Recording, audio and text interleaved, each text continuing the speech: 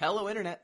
Gino, that Pinguino Greco here again with another episode of Deep Listens. Today, it is time to look at the Final Fantasy trading card game again, because it's been a long summer, but finally, there's a new set coming out, Opus XII. It's time to review another Final Fantasy trading card game set, and I am joined, as always, by FFTCG experts, John Schreiner, Snugsy, RVA Returners legend. Hello. Hello, how's it going? Glad to be here. Doing well. So how goes RVA Returner Land? It goes great, man. You know, things have been very different since the last time we did one of these. Obviously with all of the pandemic and everything. And so the world has turned to online events, which we are kind of the king of here for Final Fantasy. So we've just been doing our best to run those, you know, as many of them as we can, trying to still make sure there's like events and people are still excited to watch people play this game. And, you know, I would say that we were keeping hype up, man, and we're really excited to get an Opus 12 now. Yeah, it's been a long time of Opus 11. Thankfully, Opus 11 was one of the better sets, I think, or most balanced sets. So it opened up a lot of nice design space, though the COVID pandemic, I think, shrunk people's desire to try new things to a certain degree. And I think you've definitely discussed that on recent RVA Returners podcasts. There's no incentive, right? You know, what are you playing for? Just, you know, to prove a point? And some people, there's no big enough. Events. There's nothing to qualify for. I mean, hey, for me, it's enough, you know? Yeah. But not necessarily everyone chasing tournaments. Some people are very content to play their Ritzes and their Marshes and their Brassicas. There's nothing wrong with that. I mean, there's one thing about those cards, and I will say this every time that we talk about them, is that they're fun. There's nothing that's not fun about playing them, right? It's like playing against them that isn't as fun. Yes. But there's nothing that's not great about putting two guys on the field attacking, getting free CP, you know. That's great. Feels fun. So yeah, I mean, I don't blame people for not wanting to, you know, switch. But now I think everybody's excited to take that next step forward into just the new. A whole new frontier, Gino. More gold to dig for. Yes. So if people wanted to listen to your podcast or find the RVA Returners, how can they do so? Oh, so we are on SoundCloud mainly. You can go ahead and find us there at soundcloud.com/RVA Returners, but also RVAReturners.com is where we put some updates. And on Facebook, we post all of our updates. There's links to our Discord where we hold all of our events, and we post, you know, just random memes or 2-minute photoshops and all kinds of entertainment there. So you definitely want to follow us on Facebook and head over to SoundCloud if you want to check out the podcast. Yep. And if you go to their website, I have some articles on there. There you go. Yeah, there's some good stuff to read. Hey, you know what? A lot of that stuff is just principles, right? It's basic mechanics, so it holds up. It's good stuff to read. Thanks. So before we get into the set review, just normal housekeeping. If you want to get in touch with this show, you can get in touch at DeepListensPod on Twitter, deeplistens.libsyn.com. We've got comment sections, and deeplistenspodcast@gmail.com.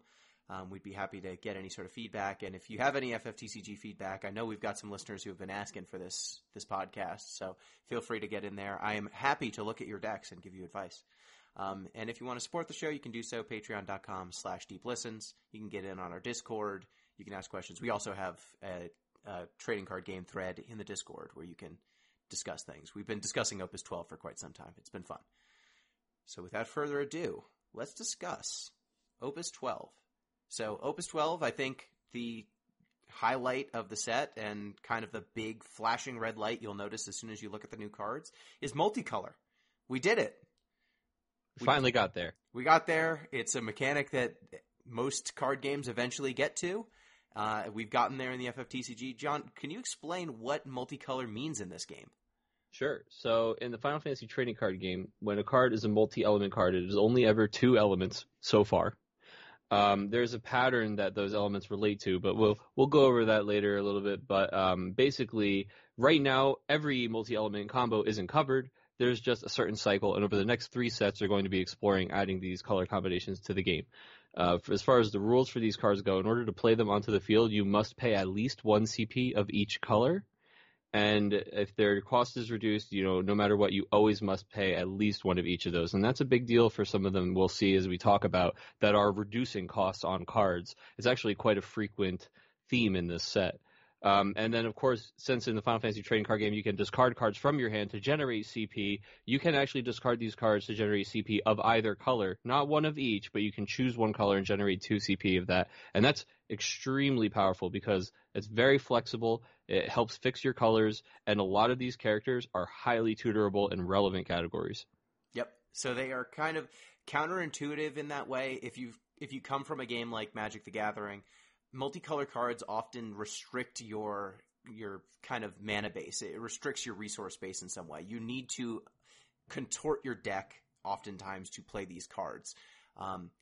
In the FFTCG, it's quite different because the cards can be discarded for CP of either element. These cards actually make your deck run smoother on average, rather than more difficult. So if you're playing the 6 color combinations or element combinations that are supported in this set are fire, water, fire, ice, ice, wind, wind, earth, earth, lightning, lightning, water. So those 6 elements. If you're playing a deck that's running one of those element combinations, oftentimes adding these multicolor cards, and there are 3 multicolor cards per color combination, they will make your early turns much smoother because you can always, regardless of what backup you have, regardless of what color card you want to play, if you're limited to those 2 colors, your multicolor card will support whatever early play you want to make. Yes. It is worth mentioning that they are all forwards so far. So far, there are no forwards. multi-element backups or monsters or summons or anything like that. Yep, and they are, generally speaking, going to be cards that they're all quite powerful as well. So there's incentives to play them beyond the niche, the nice things that they do to your deck. But I just want to open up at a floor, they are better for casting your spells on time than a generic card of either element. But they themselves oftentimes struggle to be cast efficiently in the early game. They are much easier to cast in the mid to late game than in the early game. So they make your other cards better in the early game, and they are generally better than your other cards in the late game, so that's when you're going to want to cast them. One more thing about them is that they do, in all situations, count as cards of both elements. Yes. So when things say that they only work on Earth forwards, they work on any Earth X multi-element forwards. When things can bring forwards back from, let's say, the discard pile, which is another thing we're going to talk about a lot with, especially the 2-drops, so Freya, for example, is a lightning water card, can be brought back with Lena, even though Lena says that she can only bring back water cards of 2 or less. So it's they have a lot of benefits, and the drawbacks don't really seem nearly as horrible as the benefits you're getting. Meanwhile, it's just like you're just plussing off these multi-element cards. And they also can party with with either element. Yes, and that's another thing they really this set is going to be a lot more important, party attacking. Yeah, so all of these things make these multi-element cards really sought after. They're really powerful. I think that just if you can fit multicolor cards into your deck, if you're that color combination, I would take a strong, hard look at a minimum the common and the legendary for most of these. And we'll go over the specific cards, but I think that most decks are going to want 6 to 9 of these in a lot of cases, just for the smoothing, regardless of what the effects are. And then on top of that, you're going to get, do we build towards these cards on their own merits, or am I just adding these to make my deck a little bit more efficient, a little bit smoother? Yeah, it feels really good to discard these cards. Oh, yeah. But some of them, because there is a legend in every combo, some of them are incredible cards as well. So yeah. So that's kind of the big mechanical change. We also have kind of some tribal support. We've got ninjas. We've got samurai. Dragoons. Monks. Headhunters even. Really? Yeah, Lonnie's a headhunter, baby. All right. She is a headhunter. No, they did really push knights, dragoons, monks, samurais, ninjas. It's really cool to see those because a lot of players gravitate towards those as one of their first decks, myself included. And I still love playing those tribal decks. That's a very popular type of deck in a lot of card games. So I think it's awesome that we're seeing those get really, really nice pieces. Yeah, definitely. And we also got a lot of Warrior of Light support. Oh, yes. Warrior of Light. We've got a lot of Final Fantasy 9, 10, and 5 category support. And then we've got a bunch of cards that kind of create archetypes unto themselves that I think we're going to discuss plenty. So without further ado, let's get into each of the element breakdowns. So what we're going to do here is similar to what we do for the MTG review podcasts. We're going to start with an element. We're going to say, what do we think is the best card in this element? Then what do we think is a card that's a little bit underrated, a card that we think is being a little bit slept on? And then we usually do overrated, but I think overrated in this sense, a lot of these cards are really good. I don't think that there's a lot of like wild takes that I'm seeing that are completely off base on most of these cards. Maybe a card that's a little bit more limited than people are giving it credit for right now. Something that we think might, people think it's the bee's knees. Maybe it's just going to be a really solid card. Something that sees a lot of play, but not, it's not a backbreaker. So why don't you kick it off with, let's start with fire. What do you think is going to be the best fire card? All right, I'm assuming that we're just not including multi-element stuff on themselves, right? Okay. Yeah, multi-element will be at the end, and then light and dark. I think it's going to be easy to say what the best. So what do I think? We didn't actually get a second layer dark card in this set. So, what do I think is the best fire card in this set? So I think that the best fire card is probably going to be Amaterasu. Agreed. It's a summon that gives fire the unique ability to choose an auto ability and cancel it at instant speed. Currently, this ability only exists attached to characters in wind, and there's only 2 cards, and one of them doesn't see any play. So it's really, really awesome to open up this effect and give it to more colors. You don't even have to kill a forward or choose one off of a forward, but it has the added benefit of if the canceled auto ability triggered from a forward, you also deal the forward 8,000 damage. I think this is just awesome counterplay for fire, but splashable in a lot of colors, and it's going to make people think twice about a lot of these quote-unquote free, or just these easy ETB effects that people like to abuse right now. Yeah, so it's 3 CP for this effect, too, so it's really cheap. Most of the cards that see play in this game have auto abilities on enter. That's most of the cards that people play. And because there's no reason not to. No punishment. Exactly. And like most of the time, if you can get a body plus an effect that's summon-like, why would you play a summon over that? So this card kind of gives you a reason why some of the big, expensive ETB trigger cards, say for example your Fusoyas, now get really dangerous when you're playing against a fire player. And I think that effect alone and how it changes the way that you have to play every game against a fire player with representing 3 CP, I think is significant. It takes some cards that are inefficient at their face but get the payback on the ETB, and it just turns them into inefficient cards. I don't know if I would want to play I got super Sephiroth. punished on a Lena on this. Yeah, if you play a Lena, if you play a Sephiroth, like your turn 1 is play a backup and your turn 2 is YOLO Sephiroth, like this thing can just blow you out all by itself. Not looking very good for you. No, and there's a lot of decks that were very happy, like an Agrius deck, for example. You're gonna play 2 backups on turn 1 and then follow it up with an Agrius. This Amaterasu allows a fire control player to not get blown out in the early game by these kind of big, kind of swarmy plays. Like a Layla looks terrible when your opponent has 3 CP up with fire, and one of them is fire. I think that card's just going to be an auto 3 of, and a lot of cards with, or a lot of decks with red cards in it. Yeah, and I think that it's going to change the way you have to play, because up until now, all of those plays have been, you might get blown out if the target you were targeting is gone, or if someone removes your break zone, if it's a Layla, but there was not a way for them to deal with your card and its trigger in an efficient way. You were either ending up with the trigger or the body. Now you get neither in a lot of cases.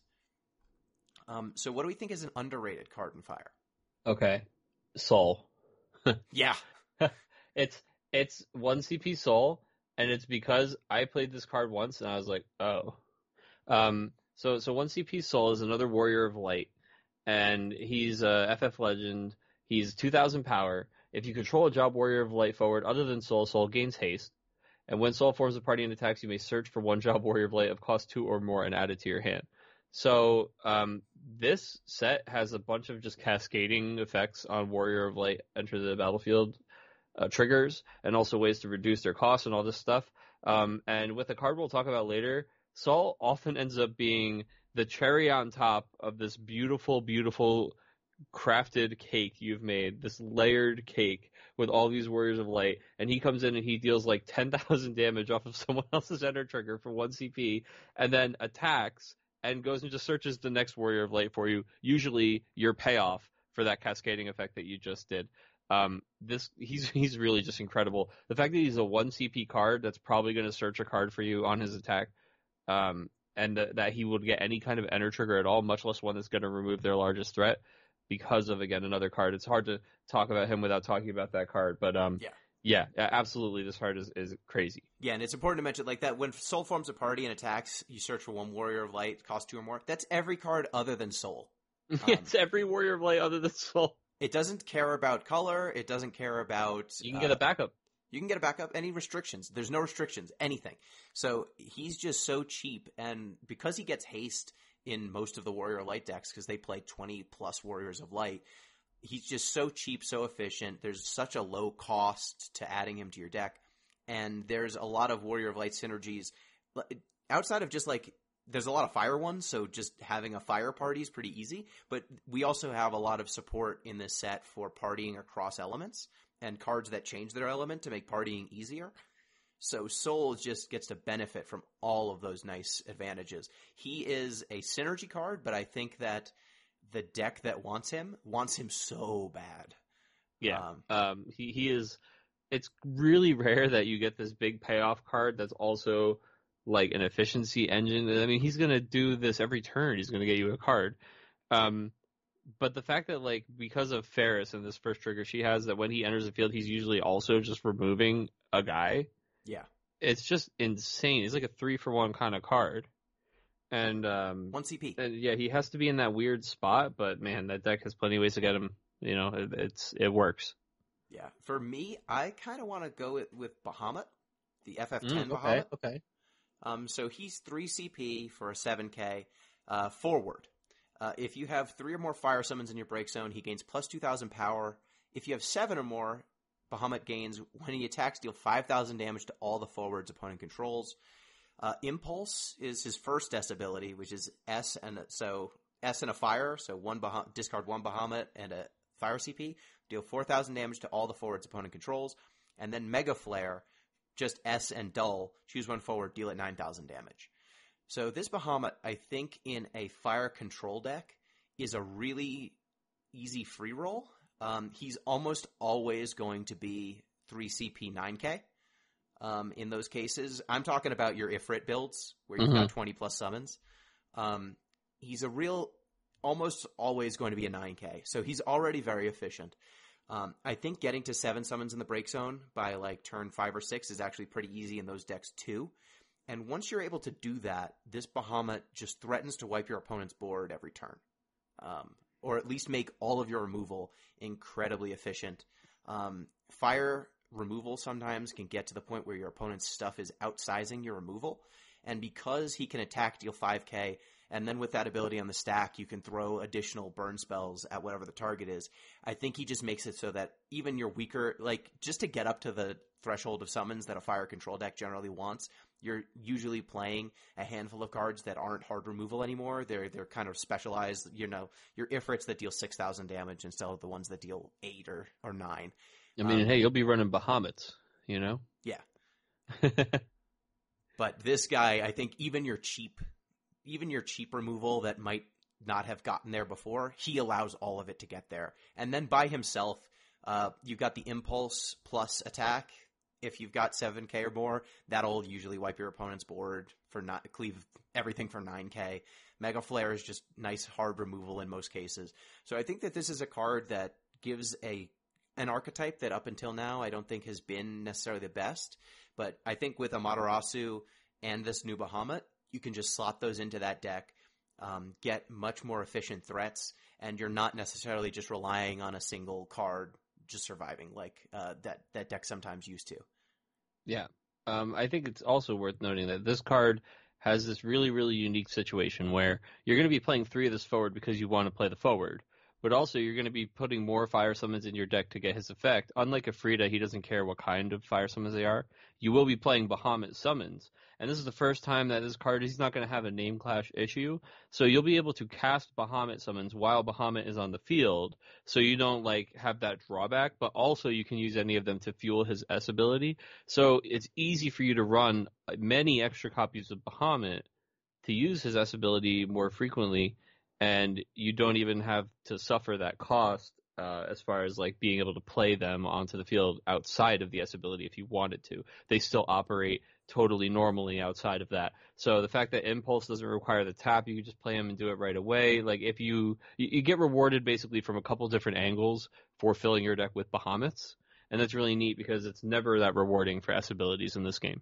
Yeah, and I think just based on what you said, like there's a Bahamut, there's the 9 CP Bahamut that deals 10k to 2 different targets. That card has been a hard ask because it's just so expensive. Even if you're 2-for-1ing someone, like just the cost of paying for that is so high that oftentimes it's not worth it even if you got 2 premium bodies. But running it in a deck where its main mode is discard to Impulse or discard to Mega Flare, now that card's cost is much lower as a deck building cost. Mm-hmm. Whereas before you had to want it. You had to want to cast it. And I haven't even talked about like any of the cards that let you search up Bahamuts. So maybe you want to play Fang. Moody, Caius. There's a lot of Bahamut synergies. Yeah, so I think there's a forward that can refund 1 CP when you play him if you play the Moody backup. Yep. Yeah, I plan to. So yeah, I think that this is a card, I think it's got a niche, but it's a niche that I think is actually underutilized right now. And I think Amaterasu covers up one of the big weaknesses that Monofire control decks used to have. And now I think you can actually do this again. And I think he's going to be a big part of those builds. So what's a card that we think maybe right now people are trying to slot into a lot of decks or think that the card will be really dominant that we think might just be an okay card? I'm going to get heat for this. But for me, it's Lonnie. But people are going to get very upset. I already know many people would yell at me for saying that. Lonnie, people are just putting her in literally everything with red. Lonnie's a 4 CP forward, 7k. When she enters the field, your opponent removes the top card of their deck from the game face down. You can look at it and cast it as though you owned it anytime you would normally cast it. The cost for casting it is reduced by 2 and can be paid using CP of any element. So what's good about her is obviously that you have this card, even when Lonnie gets removed or whatever. That's just, you permanently have this card that you can cast for cheaper, and because you can pay any element for it, it doesn't matter really most of the time what your opponent's running, you can probably cast it.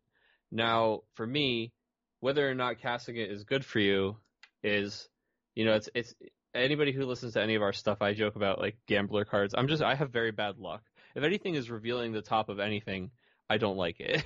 It's something I can't control. So yeah, while this has the potential to be like this ridiculously insane discount on some really good cards, it also has potential to be like, I paid for and, oh, well, I never want to use that card and I have like I got a 7k. soul. Yeah. So, I mean, I can see this is a very good card. I just think it's maybe a little bit overhyped. We'll see. I'm happy to be proven wrong. It's a 9 character. I think this is the avenue of card design that we usually have the most disagreement about. I am very much in favor of the random chance on my deck or my opponents.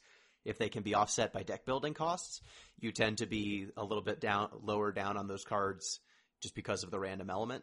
Mm-hmm. I think with Lonnie, I agree that this card probably shouldn't go in just every deck with fire because it's so opponent dependent. Mm-hmm. But I think that this card is kind of a skill check when it's in your deck. Now, 9 decks are going to want this kind of regardless because if you're a 9 deck that ran fire, this gives you another 9 card that's actually good in most circumstances. It's at least good in most circumstances. Like you were running really bad fire cards before to make FF9 work. You were running like Amarant. You don't want to do that anymore. So like yes. In those builds, this card is I think it's going to be good. It's going to slot in there fine. Yeah, you're not stretching to play this card at all, right? No. I just don't think it's like that universally fantastic is all for me. And that's where I think it's a skill tester because you need to read your opponent in the first few turns to know if this card will be good for you. There are some decks that you play Lonnie against, and she will never be good for you. You play her against like a Chocobo's deck. Yeah, you steal a Chocobo, you're gonna get a card, but that's never like a gigantic game-ending, back-breaking effect. If you're playing against something like Marsh Ritt's BFA, I will take a free roll at the top card of my opponent's deck. Like, that could be devastating. So if you can read what your opponent's playing, you'll know whether this card is better as 2 CP for something else or a free roll on your opponent's deck. And I think that you need to make that evaluation. Now, should she be 3 of in every single fire deck? I don't think so. I think that there are some decks that you'd want to do something that's less impacted by whatever your opponent's playing. But I think that her ceiling against the opponents that, I mean, there are a lot of decks that just like throw together a bunch of cards with L in the bottom that are really powerful and then say, I'm just going to do this. And Lonnie's excellent against those decks. I mean, yeah, Lonnie, I joked with people that I feel like I'm playing Hearthstone. It's like Lonnie's like, it's like discover a card. Who knows? You know, like let's go. Some people love that. It's a very fun card. And I think it's going to be very strong. It's like we said, it's going to be hard to say that anything's overrated in this set. No, but this is just the one I think, if I had to pick one that people are maybe higher on than I am, that's the one. What about you, sir? Yeah, I just last thing on Lonnie. Go ahead. Sorry. If you hit a backup with Lonnie, think long and hard about whether you want to play it, even if it's free. That's true. Yeah. You might screw up your CP. So like, there's usually about 17 hits in your opponent's deck that even if you hit it and even if you get to play the card for cheap, it might be bad for you in the long term. So just like, be aware. So for me, I have a hard time because a lot of these cards in Fire are really good. I think that if I had to pick, which I do, I think Tenzin is very good.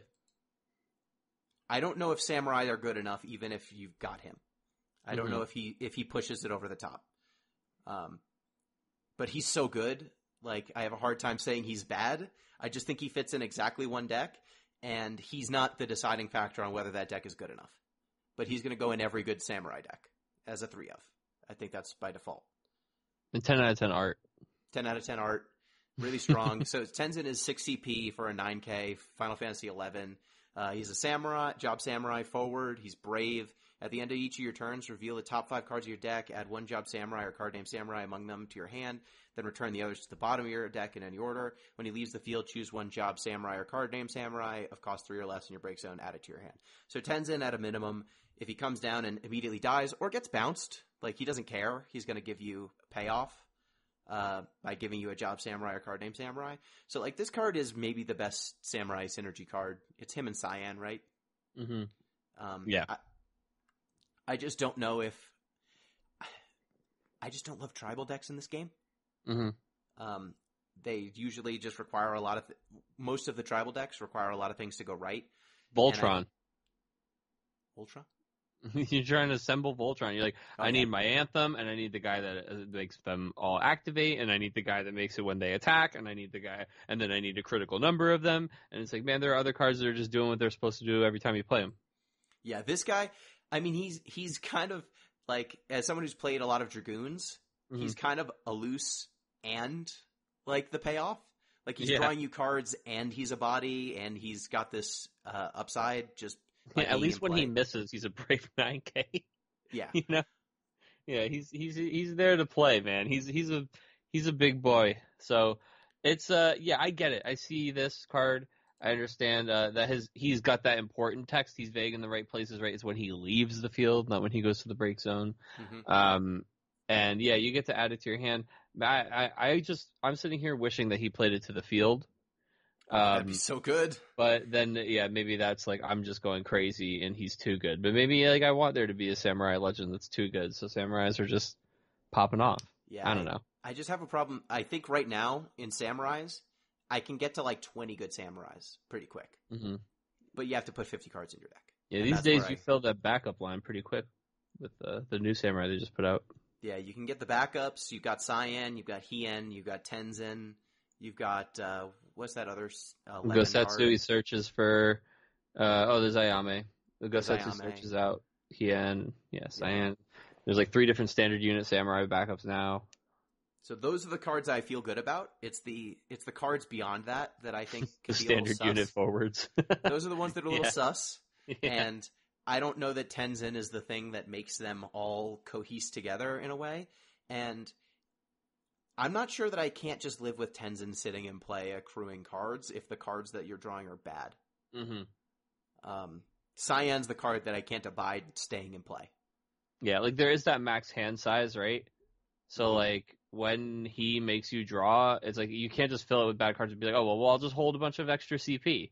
It's like no, you do also want those 5 cards that you end your turn with to be cards that you want to have in your hand. Eventually cast. Mm-hmm.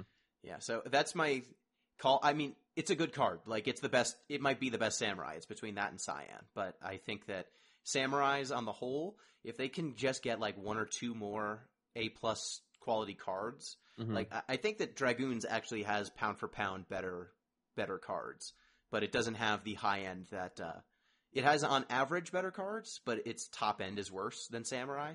Yeah, we need more cards like Aroha and Cyan and Hien, and just less of the standard unit like generically bad samurais. Yeah, Samurai. I think the 5th best Samurai is much worse than the 5th best Dragoon, but the best Samurai is much better than the best Dragoon. Yeah, for sure. I don't know. Stinian's pretty good. Stinian's pretty good. Stinian and Kane see so much more play than Cyan and Tenzin. I don't know. It's such a rabbit hole. But yeah, no, I see what you're saying. I get it. I think they're more like Tenzin's way snowballier and can gain so much more advantage over time than anything Dragoons has. Except, Alice, if they actually make enough Dragoons. We're getting there. We're so close. All right, closer every set. Yep. Now let's move to Ice. What do we think is the best Ice card in the set? Oh, man, hold on. I have to give him a once-over before I answer. Not including multicolors. Before I snap answer with my current, favorite little pet card. But what do I think is the best Ice card in this set? Oh, okay. It's the Crystal Exarch. Yep. Sure, that is the correct answer. I was like, hold on, I know which one I'm playing with that I enjoy the most right now, but let me just make sure I'm not skipping over. Oh, yep, no, never mind, the Crystal Exarch. So what does the Crystal Exarch do? He's a 4-drop 7k that at the beginning of main phase 2, during each of your turns, you may play 1 forward of cost equal to or less than the number of ice backups you control from your hand onto the field. John, question. What's the best CP cost for ice cards, generally speaking? It's 5, 3 to 5. Flooded? Yeah. What's the maximum number of backups you can have? 5. Oh. And he just does it, man. He just they just come into play. It's no muss, no fuss. It's not they're discounted. It's not tap him. It's just like play him main 1. I guess he has to survive your combat phase. Exactly that. And then main 2. He summons Warriors of Lights from other realms, man. I'll tell you, this is a character that people are going to be excited to play because Final Fantasy XIV's latest expansion was very popular and very enjoyable. People were excited to see what this guy did when he came in the game, and boy, howdy, he's full of flavor. He's a really good card. And one thing I like about this set, Gino, and a set that is pushing everybody towards the multicolors and the dual elements and 2-3 color decks, Crystal Exarch gives you a reason to stay at home and play mono ice and feel pretty good about it. The little R at the bottom of this card is this part that confuses the hell out of me. And for other games, guys, that's an uncommon. He's an uncommon. He's basically wild. An uncommon. I don't understand. So, coming from Magic of the last few years, the thing that has just been the bane of constructed Magic for the last 2 years or so, like year and a half, has been 4-cost cards that double your mana. There have been multiple of them, and they've all gotten banned. That's kind of exactly what he does, huh? That is exactly what he does, isn't it? So this guy, he comes down. If he is not immediately killed on the spot, he's going to pay for himself. He's just going to give you extra cards. It's every nuts turn. Enough he does it once. It's every turn. So every turn you can protect this man, he's just doubling your CP. He's allowing ice decks to just get this gigantic advantage. Like, I think Bahamut, the FF10 one that we just talked about, was the, hey, here, maybe you want to play Mono Fire card. Crystal Exarch makes that card look like a joke. Like, it doubles your CP. Now, at least it dies to a stiff breeze. A lot of elements can kill him, but Yeah, Other but than you get the that, payoff right away. It's not. It's the craziest thing is that this guy is the beginning of main 2. yeah, Like, what's the drawback? That the ice cards in an element that has no haste can't participate in combat? That I'm going to attack into an EX burst when I, like, could easily, I'm just setting up a nice wall. It's like the drawbacks seem non-existent, and this guy is just gonna, he's gonna slam out a threat. He's gonna put a 4, a 5, even, let's say 3. This guy just puts a lock into play. It's yeah. like, okay, well, are you gonna kill the Crystal Exarch or lock? Is it going to be both? I've probably been chipping away at your resources too, and if it is both, great. I'm an ice deck that just successfully got you to dump your hand. It just seems like he is going to always run out something that's so crazy that you have to deal with, but he's sneakily still the thing you have to deal with first. Yeah, But yeah. you put this guy out next to the 5-cost Vayne Orphan. or Eshentarl. He just comes in for free, and then she pops in a 7-cost later. I mean, yeah, it's wow, cool card, huh? Yeah, I think that this card's going to see a lot of play in mono ice. The only thing that might hold it back is that it has to play in exactly mono ice. Yeah, I don't but the think cool you thing want is to I play think this. it'll bring Mono Ace back. Like, I Yeah, haven't seen Mono Ace for a while, and he's a great reason he's calling me home. yeah, and you have to play mono ice, and your backup line probably can't fit uh, any sort of dark backup or a different element backup that you might have wanted to splash. Like, those are the only drawbacks. And he dies to a stiff breeze, but if he doesn't die, your opponent's in a really bad spot every turn. So, yeah, I agree wholeheartedly. I have an honorable mention for best card. Go for it. It's really hard for me not to say Belle. Yeah, she's absurd. So Belle is a 3-cost Final Fantasy Crystal Chronicles backup. It's probably the most relevant category you could possibly be. And she's in Ice, where they notoriously don't have excellent targets, but Wind Ice is now about to be an incredible element combination. She triggers like all of the relevant stuff in that element combination and is searchable by Northstalen, the Wind backup. And when she enters the field, your opponent reveals their hand. Already fantastic. Select a card of cost 4 or more in their hand, and they discard the card. Unless you tutor this and like show them that, and even then, right, you're gonna make them play weird. But like, if you just play this card, you're almost always catching them with their pants down. You can take a character, Tiro, like their next backup, their next forward, whatever it is, and you just get rid of it. It's a Zidane effect, any kind of Thoughtseize effect, always very powerful. And it's on a backup. And it's on a backup. Yeah. Yeah. So, This card gave Ice, and this was going to be my underrated card, so. Oh, really? Yeah. I don't know if it's underrated. No, that's fine. I was going to talk about it anyway. Yeah, so I think that the big thing here, you already covered the Northstalen synergy, you already covered the discarding. Like, now Ice has 2 A+ discard backups. And Icewind now can get 9 discard, like targeted Thoughtseize-esque discard effects into a deck. And so that makes the Icewind combination really scary in terms of its ability to slam down threats that are going to be incredibly hard to answer because they take your answers. I've got a deck that I'm brewing involving a card that we'll talk about later that would not be possible if not for cards like Belle and Kate Sith and Zidane. And I think that it just costs so little, right? Like, this is making your opponent discard a card is basically the same as you drawing a card. In some cases, it's better. And 3 CP for a backup that draws you a card, that's the going rate in most cases. So I think that this card just getting to take probably the most powerful card out of your opponent's hand is just, it's such a low cost. It's tutorable. Why is it tutorable? Yeah.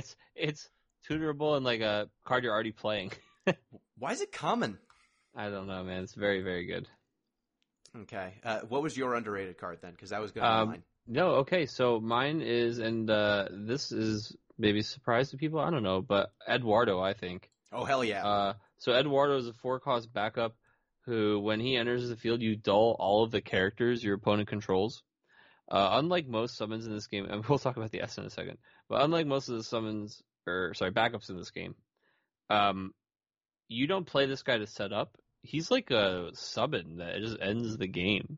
But he's in the element where you can easily break your backups in order to put a card back in your hand and things like Kuja. where you can open that slot pretty easily. And he dulls all the characters. So he dulls all their backups, all their forwards. He basically says, not only am I dulling all your forwards, but if you have some kind of answer for it, like you have to do it now in response. And if it's something like a Diabolos or whatever, they're not going to be able to like activate the backups too, because those are going to get dulled, once this resolves. Or no, they can't even. No, sorry, they would have to just have everything dull, right? Yeah. And then cast it after everything dulls, because no matter There's what, no it's going to dull floating all the CP characters. in this Yeah, game. you can't float the CP. So I mean, he just puts them in this awkward position where it's very easy for you to push through because they have to pay for the whole answer for this from their hand. And then his S ability, if for some reason you don't win the game when you dull all of their characters with Eduardo, Dire Dirge is 5 ice, break all of the dull backups. So S, 5 ice, break all the dull backups. It does include your dull backups, but of course it doesn't require him to dull himself to do it, although, you might want to use a backup or two to pay for this because it is 5. But, you're going to be doing this a turn. Probably you play it and just take out your opponent's whole backup line if you wanted to for maybe 1 or 2 of yours. But really, I just think that he's underrated as like a game ender. He's just a win condition for mono ice. Yeah, he's 4 CP Bahamut 0 in a lot of cases. Or not even mono ice, actually, right? He's just and anything with ice. Yep. I mean, there's Bahamut 0. Oftentimes, all you care about is dulling your opponent's forwards. Eduardo does even more. Like, dulling your opponent's backups just reduces your opponent's ability to play through his effect so heavily. Yeah, there's no out, really. Bahamut 0, they can kill the active guy, and oftentimes do. There's no way to blow out my play, and even if you do, like, I just developed a backup. Yeah, if you Amaterasu my Eduardo, my hand for like that's the best case scenario, right? You Y'shtola or you Amaterasu my backup play. Like, yeah, then he's an overcosted backup. But like his upside is win the game, and his downside is overcosted backup. Yeah. So I think that's totally fine. And if you're using Dire Dirge, you chose to do it, so I assume that it's very good. Mm-hmm. It's very powerful, nonetheless. Yes. Oh, certainly. I mean, like just thinking about killing multiple backups, much less like 5+, regardless of whose they are, that's a crazy powerful effect. Yeah. On a strange character for such a powerful effect, but hey, whatever. I do like how in his art he is clearly saving the party. I've never played this game, but in the background he's like, he's casting some kind of spell. I don't know who this lady is that's like kind of checking him out. But in the background there, I like how the bubbles are like the Warriors of Light are floating away. Yeah, it's going to be interesting to see if Ice has the. I think we're going to be able to assemble decks that have a critical mass where Eduardo's the game ender. Yeah, I think that's a very easy card to slot into some of those more aggressive like Ice Lightning, Ice X decks. Yeah. So what do we think is a card that maybe a little overrated, maybe a little more narrow than people are thinking? In Ice, I can go if you need time. No, so for me it's Eshentarl, and it's not that I don't think that she's. I'm sorry, Gino. Great minds. It's not that I don't think she's very good. I just think that it's like, this card was what I was looking at for like, all right, man, I guess this is where Ice is going until the Crystal Exarch came out. I just play him instead. So, I'd rather keep my card on the field and snowball that effect than just cheat 1/7 cost it, My issue with Eshentarl. So Eshentarl is 4 ICP or 4 CP, 8K, Final Fantasy 11. Job member of the Armathran Society. Armathran. I don't know how I tripped over society there. That's okay. I played this game for too long. You can't put 5 consonants next to each other. It's not allowed. Armathran Society. Her ability is dull, return Eshentarl to its owner's hand, play 1 forward of cost 7 or less, other than card name Eshentarl, because it'd be too good if you could just loop them from your hand into the field. You can only use this ability during your turn. So my issue is that you're not actually cheating a 7K into play. You're paying in installments for this card. So she costs 4. 2 easy installments. Yeah. So that's not bad. That's just you're paying 4 for Eshentarl, and then Eshentarl waiting a turn, and then she is dulling to get you the 7K. So you're saving at most 3 CP. Assuming you didn't cheat her into play, and assuming that there's not some other like shenanigans with cheating something into play, like reducing costs in some way. And saving 3 CP, it's not nothing, but it's not the same as like breaking Rampier and getting Shantoto, right? Right. And I heard this card talked about as though what you were doing was breaking Rampira and getting Shantoto. And if you're not playing a 7K with Eshentarl, Seven cost. Yeah. Yeah, sorry. Yeah. 7 No, cost it's okay. card. It's okay. Yeah. Like You're BFA. not getting a savings. If you're playing a 5-drop or a 6-drop, this is not going to be as powerful. So I think this card's power scales with the power of the cards in your deck and the costs of the cards in your deck, and you're only ever paying in installments. So as long as you're okay with that, like, this card is great at giving you a tempo advantage. You're paying 4, and then you're waiting a turn, and then you're paying no CP, playing a gigantic threat, and then having complete resources available to protect it or to do stuff with it. So Eshentarl, if you're going to like play a BFA and then you have Edward like Silent Verse or something up, or you've got like I don't know, Amaterasu, if you're worried about someone playing something that's gonna kill him that way, getting to make your big flashy play with all of your backups up, that's really valuable. But if you're thinking, I'm just going to repeatedly cheat stuff into play, I don't think that that's where you're going to find the power here. Yeah, I mean, she's definitely a fun card. Totally. But like you said, I mean, when I was just saying that earlier, I mean, we're looking at Crystal Exarch as a 4-drop too, and he is certainly cheating more value than that. He could potentially just give you 5 back right away. Yeah, and and it's every turn until it's dealt with. Eshentarl. And the turn he's played, like, exactly. Yeah. It's a time delay for Eshentarl. The rarity on these cards should have been swapped. Agreed. But yeah, I think we agreed there. So let's move on to Wind. What do we think's the best Wind card? Oh boy. Wind gets good cards. It doesn't just always. What do I think is the best Wind card? I think it's going to be, I'm sorry, Gino, but Diabolos. Yep. Yeah. That's the one. Like you're going to say this one. Yeah. Or this is a Diabolos. I'm sorry, they use both of them on the summons. It's awesome. Yeah. So this is Diabolos, Final Fantasy Explorers, I guess. This is really cool art for him, though. And he's just a summon 2-cost, Wind summon, choose 1 forward. If its power has been increased or decreased, break it. It includes anthems. It includes field abilities. It includes you buffing your opponent's forwards, shrinking them with power reduction. Yeah, any of that jazz. This is really, really efficient removal with no caveat on cost or power, just that the power has been trifled with. Yeah. Yeah, so this card, it's 2 CP removal for almost everything. Like, almost every card that sees play augments its power in some way or can be augmented in some way. Like, most monocolor decks play Anthem effects. If you have the audacity to play an Anthem effect, this is 2 CP break any forward in your deck, which seems messed up. It's very easy to set up combos with this card to where you can just kill things arbitrarily. Like, if you have a Freya in your deck, if you're Wind, Water, you can just Oh, no. attack. Is that a combo? Wind, Water? Do people do that? Yeah, sometimes they do. I don't get it. Yeah, no, I mean, it's wow. Good summon. Yeah, and that's not even counting, like, Tiro. Yeah, everybody playing Tiro. The Belias, their guy. You're like, nah, actually, crack. Actually, he's dead. Yeah. And the thing about this, I mean, they can't give water cards like this, man, right? Because of, like, Yuna. Yeah. Like, this card is already so dirt cheap for what it's doing for 2. Any kind of reduction on this is insane. So yeah, I mean, I just think it's also in that weird summon cost where, like, there's a lot of things that could, like, cheat this or like do it incidentally. I don't know. It's just like, it's so good. It's so easy to splash. It's very strong. Wow. Yeah. I think the only thing that would keep this card from seeing wide play is if the meta just went away from power augmentation, and then you had to be the person who is providing the augmentation yourself. Like, if you were in a situation where the only way you were getting your opponent's card bigger or smaller was because you did it to them, then this card gets worse.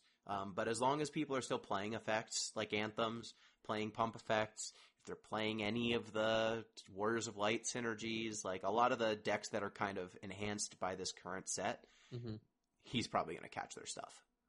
Yeah, most likely. So what do we think is an underrated card? Underrated for Wind.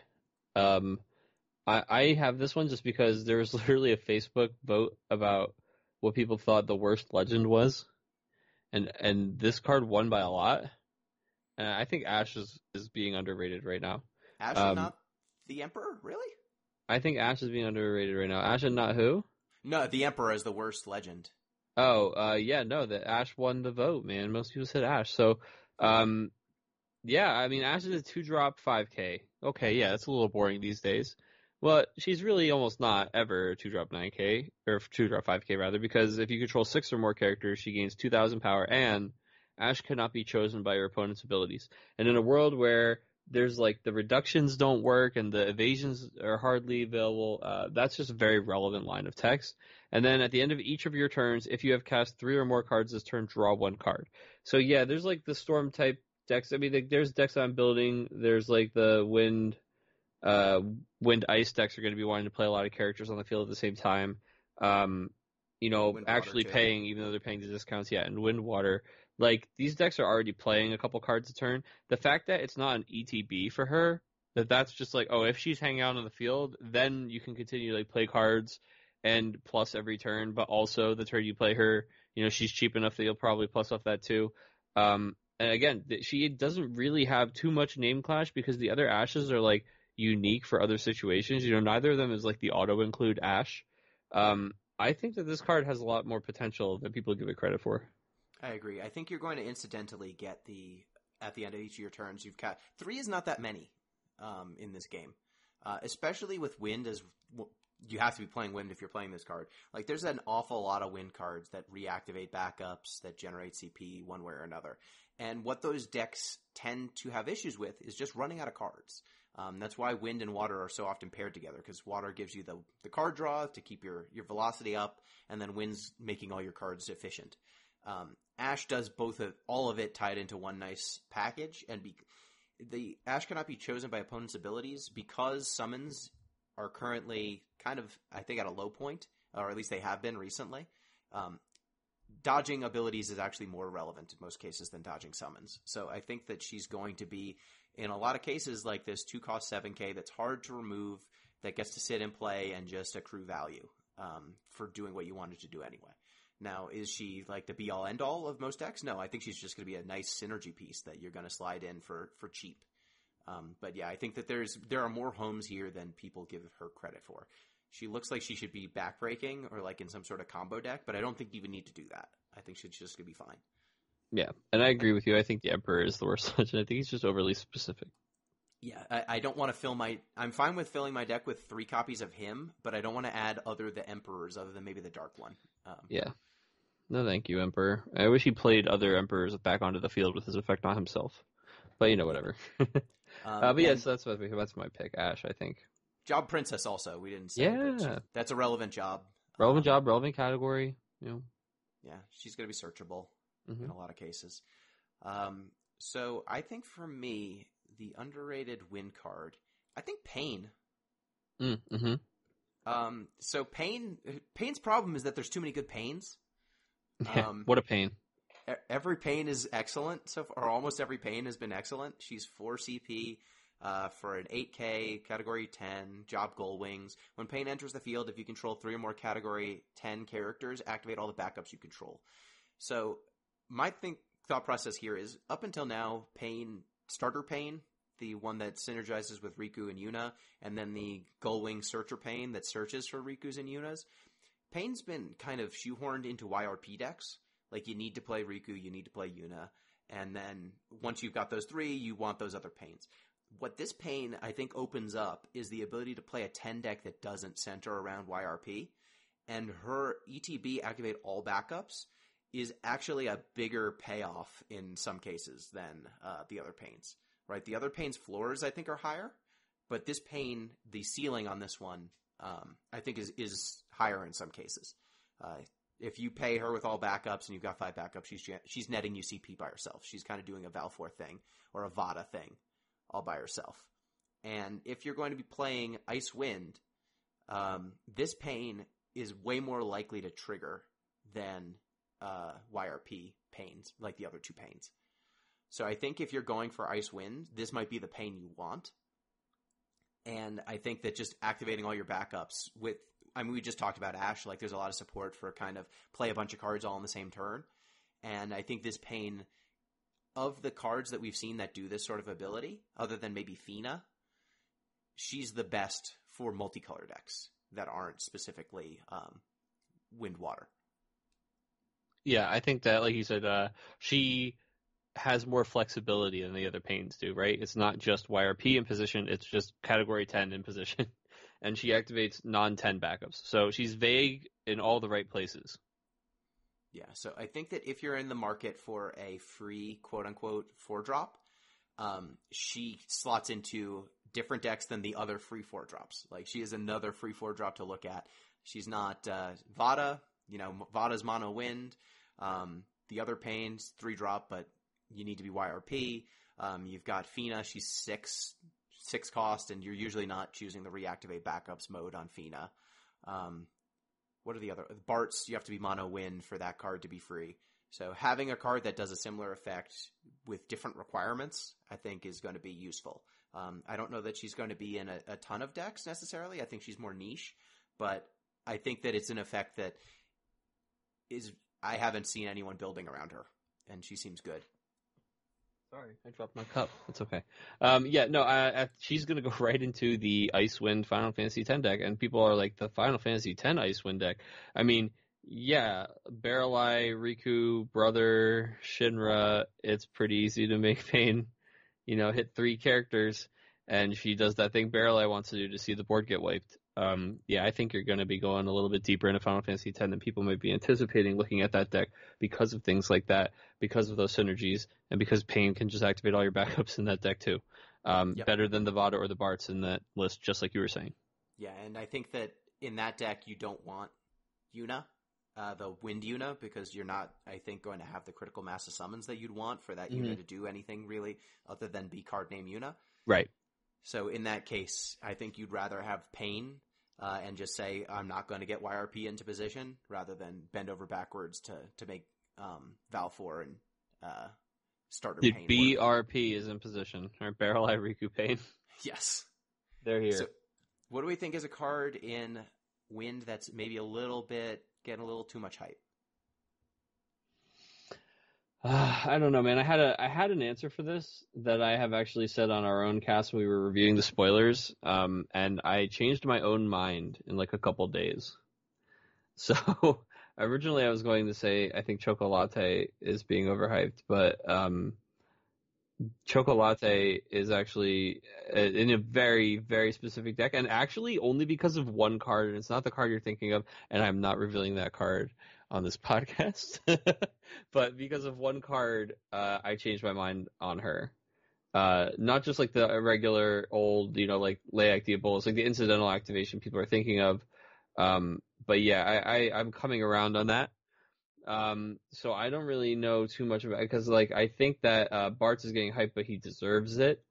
I don't think anybody's hyping Boko, so I don't want to say him. The XYZ, I'm biased towards Final Fantasy XI, so the people who are getting excited about slamming all of them on the field. But you know what? Maybe that's what I'm going to pick, actually. Just because on Untap, I've seen a lot of people playing Chicory X, Chicory Y, Chicory Z, slamming them on the table and turning them sideways on turn 1. So let's talk about these cards. Chicory X, Y, and Z are this little set of 2-cost wind forwards that each have 5,000 power. But of course, there's so much more to them than that. They all buff each other for each job Sin Hunter other than them you control. So when all of them are out together, they're all 9Ks. If 2 of them are out together, they're both 7Ks. And each of them has a second ability that triggers when the other ones enter the field. So one of them says that when the other forwards enter the field, they gain haste, and that they can't be blocked by forwards of 4 or more. One of them says when another enters the field, you activate up to 3 backups, and one says when the others enter the field, you draw a card. So if you play them in the right order, with, like I was saying, that early turn 1 thing, you're playing one of them, you're drawing 2 cards as you play the others, and they're all going to, get these, they're going to be attacking on turn 1, and then turn 2, you turn all of them sideways together, and they have this second trigger that's on Chicory X that says when Chicory X forms a party with Chicory Y and Chicory Z and attacks, Chicory X deals your opponent 3 points of damage. So it's as if they all attacked individually and got through for damage, but there's still a probably 9 times 3, well, right? There's probably a 27,000 power party attack coming your way, and you're not really going to block that either. So it's this crazy cool direct damage payoff on this swarming group of characters, and it gives Wind this aggro angle that isn't Chocobos. But I don't think that you can just slam all of these on the table turn 1 and call it a deck. I think there has to be maybe there's going to be a deck where they work well together, where there could be some nuance and some more efficiencies in how you're building the list around the Earth, Wind, 11 engines or things like that, or even the fire aggro options that add into 11 and things like Godot just pumping all your 2 costs up. But maybe people are being a little too excited about them right now. Yeah, I think that you need to really protect these things. And their payoff is really capped, right? Mm-hmm. You can only get 2 draws out of Shikari Z. You can only get 2 activations out of Y. Once you've got them all in play, you're done, right? You've assembled Exodia. Now you need to be able to attack with it multiple times, and you need for all 3 of them to stay in play for the very fancy deal 3 effect. I just worry that 2 CP as a cost just leaves them exposed to a ton of hard removal, not damage-based. They're also vulnerable to almost all of the damage-based removal until all 3 of them are in play. So you're just in a spot where you've got this very fragile 3-card combo that doesn't win the game on the spot. It will win the game over a turn or 2. And it draws cards, so it's not like you're getting completely blown out if one of them dies. But it seems like you might just be spinning a lot of plates when you could just do ninja stuff. Yeah, man. There are so many good new ninjas that came out in this set. There's just 3 good ninjas that came out. Yeah, so I think that it's definitely going to be cute. I think that when you do it, it's going to look really cool. And I'm not saying that it's not going to work sometimes. I just worry that against the best opponents or opponents that have any removal at all, this combo is going to be very hard to keep in play. Mm-hmm. And if you do not have all 3, they look much worse. Yeah. 2 7Ks is okay. 2 cost 7Ks isn't even that strong anymore. There's That's a right. cycle of 2 cost 7Ks almost. Yeah, basically. So yeah, I had to pick those. Yeah, I mean, I think that I agree with you. I don't see any other. Win just, everything is what it is. The cards pretty much are either very strong, exactly as strong as they look, or they're not going to see any play, and we understand that already. So yeah, I agree with you on that call out. So moving on to Earth, what do we think is the strongest Earth card? I'm going to let you go first because I keep taking your thunder. It's fine. So this one I vacillate because I think there are a few different really strong Earth cards. So my mind is split between Kryl, Shadow Lord, and maybe Lael, but I think I'm probably leaning towards Kryl. So Kryl is 2 CP for a 5k. When Kryl enters the field, choose 1 summon from either player's break zone. You can cast it as though you owned it this turn. If you cast it, remove that summon from the game after use instead of putting it into the break zone. Then you can pay 1 dull Kryl. Choose 1 summon from either player's break zone. You can cast it as though you owned it this turn. If you cast it, remove the summon from the game instead of putting it in the break zone. And she's a Warrior of Light. So Kryl is just a lot of value. If you're playing summons in your deck, she's going to get you rebuys on them. She's going to continue to get rebuys. And because you're Earth, you're playing Tiro. And so ordinarily I would say, oh, well, she doesn't let you cheat on colors, so it might be hard to play your opponent's summons. But you're playing Tiro, so you probably don't have a hard time playing your opponent's summons. So you just get to draw an extra card. Not just draw, you're getting an extra summon every turn, potentially, if you want it. The only thing that might hold her back is if your opponents are not playing summons, then it's incumbent upon you to make your deck decently summon dense to get payoffs out of Kryl. And if you're not getting her payoff every turn or every other turn, I don't think she's exceptional. Mm-hmm. But her and you cost do is so RFG to low. Summons too, so they have to keep giving you summons to use. Exactly. You can't just keep looping the same one, but I think that she's just so low opportunity cost. She's got an amazing job in Warrior of Light. She's very tutorable. She's in an element with a lot of color fixing, so that her ability should always be relevant. I think that she just will be capable of generating a lot of value without asking a lot of you. I wish her art didn't make me so creeped out. Dude, that art creeps me out so much. It's unsettling. So yeah, I mean, I think that I was using her actually in a pre-release I went to on Friday. And it's just like, oh, do you have Kujata in your bracelet? You sure do. Yep, I'll use that. All right, cool. I have, especially in limited where there's like 3 summons everybody's playing and I'm expecting them to have them. Like the Ramu and the Kujata. It was very, very nice to like have that just reliable access to, okay, man, I didn't draw a summon. Well, I drew Creel, or I have her on the field already. So, okay, I didn't need to draw a summon. I'll always have removal plus whatever I draw. It just extends your lines, extends your options. So those are some really positive things about that card. It doesn't take it for me just because it is a little bit more restricted on what you get access to outside of your own break zone. And does, again, like we said, we can't, if she could just keep using the stuff that you've already put in your own break zone, using your break zone as an extension of your hand is very powerful. But the fact that she like removes it, it makes it just a little more niche than I'd like it to be. For me, my answer is actually weird / boring, but you gotta stick with me here. It's 3-cost monk backup. All right. So Okay. in this set, the Earth cards, there's a couple Earth cards, but for the most part, a lot of them they're not really speaking to me. They're like okay. I think a lot of them are like passably good, like Vigali or whatever. He searches for multi-element cards, like a 4-drop backup. Like, okay, that's nice. Sometimes I'll play things like that. There's a couple okay forwards, just like that backup devout. But this monk on the RV returners, when we were reviewing Ursula, I talked about how I don't like that legend. I don't think it's good enough. I don't think monks was good enough. And we thought they were a monk away. We joke about it, but them being a monk away.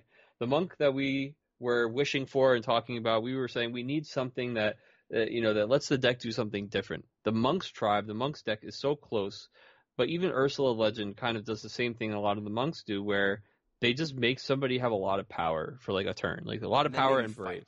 Some of them, right? Like the newest monk backup besides this one does, and the Ursula can cannon monks into things. And that new Yang, which most people skip because you want to do the one that cheats Ursula in, right? But like, yeah, there's the Yang that fights. But for the most part, almost all of the monk synergies are just like dudes get big, right? It's like, I don't have any trouble getting my dudes big. I need more. I need more monks. I need something that gives me cards. I need a way to find more of the pieces that's not Mott. He's a joke, and this backup makes it so that now you can discard pieces of the Yang Ursula combo, the most critical cornerstone part of the monk deck. You don't have to just sit there like an Opus 3 doofus holding your Alcid and Onion Knight for a year waiting for your opponent to play into it. You can just discard your Yang to develop a backup, get it back, right? It's good at any time in that deck. 3-cost backup, the deck was kind of, it had a bunch of 2-drop backups, was in a rough spot when it came to those 3-drop plays, and the action ability on this monk, Earth tap, put monk in the break zone, choose a job monk forward or card name monk forward you control and one forward opponent controls, and they fight each other. That is another payoff for the monks. That's exactly what they want. Their guys have no trouble getting big, so it's yet another backup that isn't just like these generic bad backups I'm playing because they're named monk. It's a backup I want to play because it does something well. This card makes Ursula and that whole archetype that much better. It really does. I think this card is incredible. Yeah, it goes in exactly one deck, but for that deck, it is a slam dunk. I wish that this was what the Dragoon backup did. Yeah. Like my honorable mention is like Shadow Lord, because the dude is just a chonker, the 2-drop 9K. My opponent will always play a 2-drop backup. It'll probably be like the most insane 2-drop backup that snowballs and beats me because, and that's in gambling scenarios where people like this. But obviously there are plenty of non-gambling scenarios if your opponent has low cards in their hand, if you've seen their hand, or if you play him off something like, Golbez, or if there are 5 backups. Yeah, this guy's just a super overstated body. He's a 2-drop 9K that when he enters the field, they may play a backup with 2 or less from their hand onto the field. And then the cool thing about his action ability is just 1 Earth. He gains Brave, and he turns off all EX bursts that go into damage, so it's even better than Wall because they don't get the card advantage burst either. Yeah, he's like I debated between him and Kryl, and like he's just a big body, large boy.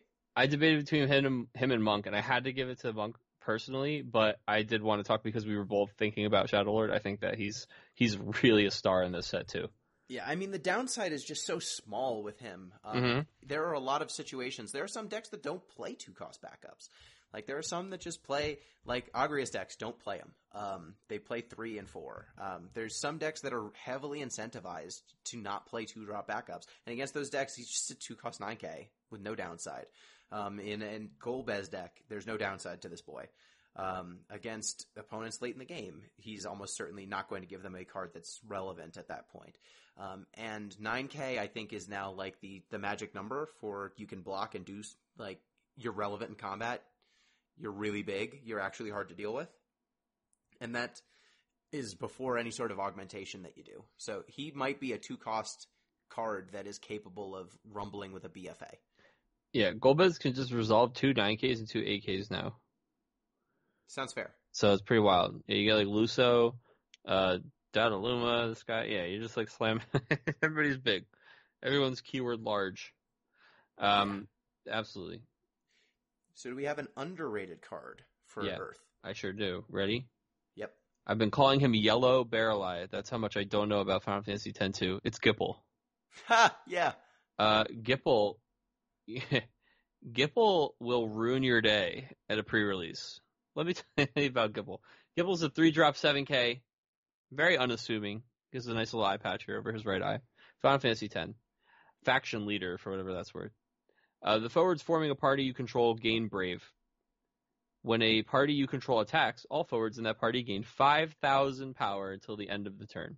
So Gipple is over here. He's at his microphone handing out $10,000 stimulus packages to any party that's willing to hang out with him. He doesn't have to attack. There is no indication Gipple must be involved in any way. He is just on the microphone getting the people riled up. All right? He is just making everybody get very excited to get into combat. 10,000 power getting added to a party is absurd, and they will both have Brave. So, like, they're not blocking either forward, right? Without anything that's just going to be a chump. Like, that forward, those are coming in, and they're Brave. This guy, that's a really crazy field ability trigger, considering he doesn't need to attack, he doesn't need to tap, he doesn't whatever. You just play him and it happens. Yeah. If you were a party deck, if you were down to clown, this is the guy you want clowning with you. Yeah, like, he's a frat party master. Dude. Look at him. Like, if you're playing Rosa, every party she joins, she's getting bigger and bigger and bigger. It gets crazy, man. And the new Yuna lets you, like, party across the colors and stuff. Yeah, man. Ugh. Yeah, and if you were so inclined to play Minwoo, that plus 5K is going to make it so your opponent's stuff might not even be able to effectively kill your, like, even chump effectively, and then, like, combine with a removal spell or something, or a damage spell. And the thing is, Gipple, no inherent protection. Yeah, he's a 3-cost 7K, but I mean, they have to kill him, or they just lose combat for the rest of your turns. As someone who has played with and against Rosa, she's a 3-cost 7K. Yeah, she reduces damage. Like, that's not the best protection. But if your opponent's not going to kill her, it's going to be a problem for them real quick. And Gipple, I think, is an even bigger problem in a lot of cases than Rosa is. But I think that they go in the same deck. Like, the party, I think Wind, Water, Earth just has so much party synergy. And I'm saying that as like everything that has the word party in it sort of synergy. I think that Warriors of Light also has a bunch of party synergy, but you want to specifically be playing with Warriors of Light. Right. Wind, Water, Earth doesn't care as much about category or job. Mm-hmm. It's just all the good party synergy cards are just in there, and Gipple's one of them. And being category 10, just huge. Like, brother fetching him is going to be very nice. Yeah, I agree. He's here to party, and he's doing a very good job of it. He's passing out the drinks. He's telling stories. Yeah, he's facilitating the party. That's the thing. He doesn't even have to be involved, dude. And he's on the microphone in his picture, dude. He's emceeing just a great event. He's having a good time. Yeah. And I'll tell you, again, like I said, like every game I dropped in pre-releases Friday and Saturday was to Gipple just ramming his fist down my throat. Or rather, helping everyone else do it. Yeah, I mean, it's very It's not very chill at all. Gipple's hanging out, and then it's just like, okay, I guess, these two guys will party at every turn, and they can also block. So how many turns can you deal with this? Oh, 2? Okay. Yeah, basically 2, especially in the pre-release, you go to 6 damage. Yeah, pretty good card. Boring, but good. Yes. I think that for me, underrated. A lot of these cards, I think, are in and around the same spot. There's a card that I just want to shout out. I don't know that it's actually going to see a lot of play, but I love the design, and it I know which intrigues card me. it's going to be. Borgen? Oh, no. Okay, sorry. Sorry. No, it's all right. Yeah, Borgen, go ahead. No, it's a 1-cost 9K, Category 2, job captain, forward. When Borgen's put from the field into the break zone, your opponent selects 1 forward in the break zone. Your opponent adds it to their hand. So he's a 1-cost 9K, which is nice. His downside is when he dies, specifically when he's put into the break zone. So you can get around that a number of different ways. You can do it with Yuna. You can remove cards from your opponent's break zone. There's a number of ways that you can get around Borgen's downside, and I think that the 1 CP synergy stuff that they've put in this set might make him worthwhile. Now, my problem with him is that I don't think the synergies are in Earth, so I don't know that you actually want him specifically. And I don't know that, keyword big for 1 CP is necessarily where this game is at right now. But, man, this is the most pumped power on a 1K ever. And I think if you're going to try to aggro your opponent out, getting down something on turn 1 that your opponent is going to have to spend 4 or more CP to deal with, that's where you kind of want to be if you want to be very aggressive in Earth, right? Yeah. Absolutely. I mean, yeah, he's like the Barts and stuff that play him. He just searches for him and plays him on the field.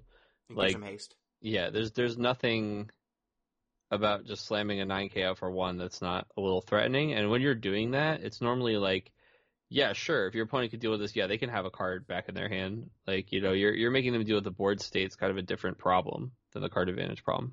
Yeah, there is no card outside of 3 CP Odin that deals with this card efficiently. Mm-hmm. Or Skeleton.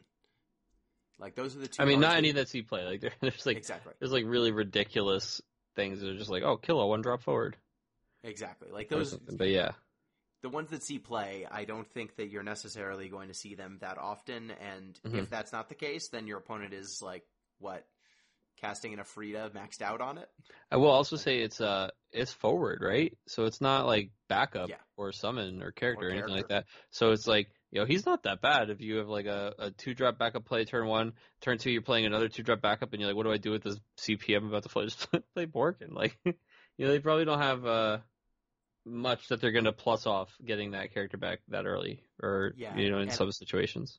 I think if you're playing Borgen, Kadaj is probably also in your deck. I was going to say you're also baiting that Kadaj and Mist Dragon type stuff too.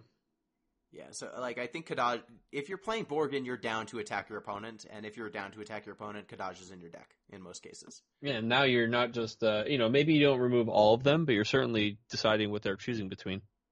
Yeah, so I think that he's a card that reads oh man, I'm going to give my opponent a card back, but it's 1 CP. The cost is really low, and the power, literally the power, is just so high that I think that it's worth. I want to try it. I could find out that I'm wrong, and giving your opponent a card back is just too bad, and the synergies just aren't there. But I'm willing to try it. It's an exciting card for me. What was the card you were thinking? I was thinking. So just because it's the design on this card, I think is really really cool. The 2-drop backup machinist. Yeah, it is. It gives 2 forwards an action ability, where they can tap to shoot something for 4K, and this is something again. This is maybe not constructed relevant, but in limited, there's oh my god, said Brave because it's Gipple party, and I'm just I'll play this backup and give everybody Brave and attack with this party, hold priority 8K or blocker. To me, it was really neat that this backup has an ETB that gives forwards a temporary ability. And it's a new angle for design. And comboing with reactivations and wind, I think it's pretty interesting. Yeah, for sure. There's that wind. There's the wind ninja backup that just 1 wind tap activate a forward. So it's like things can get really interesting really fast with those. It's just a really cool design, I think. Agreed. So what do we think is a card that in Earth maybe is getting a little too much hype? Maybe we think it's a little bit more narrow. Fenrir. Yeah. For me. Fenrir is a card that, like, you're like, well, maybe this is such a good utility summon, I'll put this in my deck.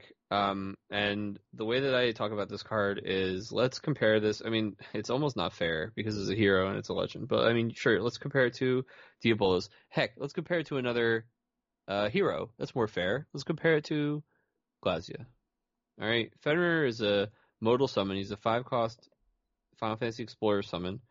Select up to 2 of the 4 following actions. Choose a lighter dark forward, break it. Choose a backup of cost 4 or more, break it. Choose 1 monster, break it. Choose 1 earth forward of cost 2 in your break zone. Play it onto the field, dull. The best thing here is that, you know, if your opponent has like lighter dark forward, like, and you can clip that end of backup or clip that end and put a good guy onto the field. Like the 2-for-1s on this can be strong because some of those 2-for-1s can be pretty hefty, like a backup or 4 or more and a later dark forward. You could be getting a big CP advantage on what you remove, depending on which later dark forward that is and which backup it is. But there's no good neutral option on this guy besides like maybe the earth forward of 2 in your break zone, play it on the field, dull. It's like you're gonna have to build into cost. that. What's that? Yeah, there's a deck building cost for that, exactly. And like a situational, like, oh, did I find that card? Did I get it into my break zone? Like, am I being punished because it's still on the field and didn't die, or I didn't want to discard it right away? Choose 1 monster, break it is like a really nice thing to have for when you need it, but is rarely the mode you're putting a summon into the deck for, and doesn't come up nearly as often as you'd like it to, and you're not paying 5 to break an Unsaganashi who's just going to pop and use himself on somebody, which is the most relevant monster to interact with.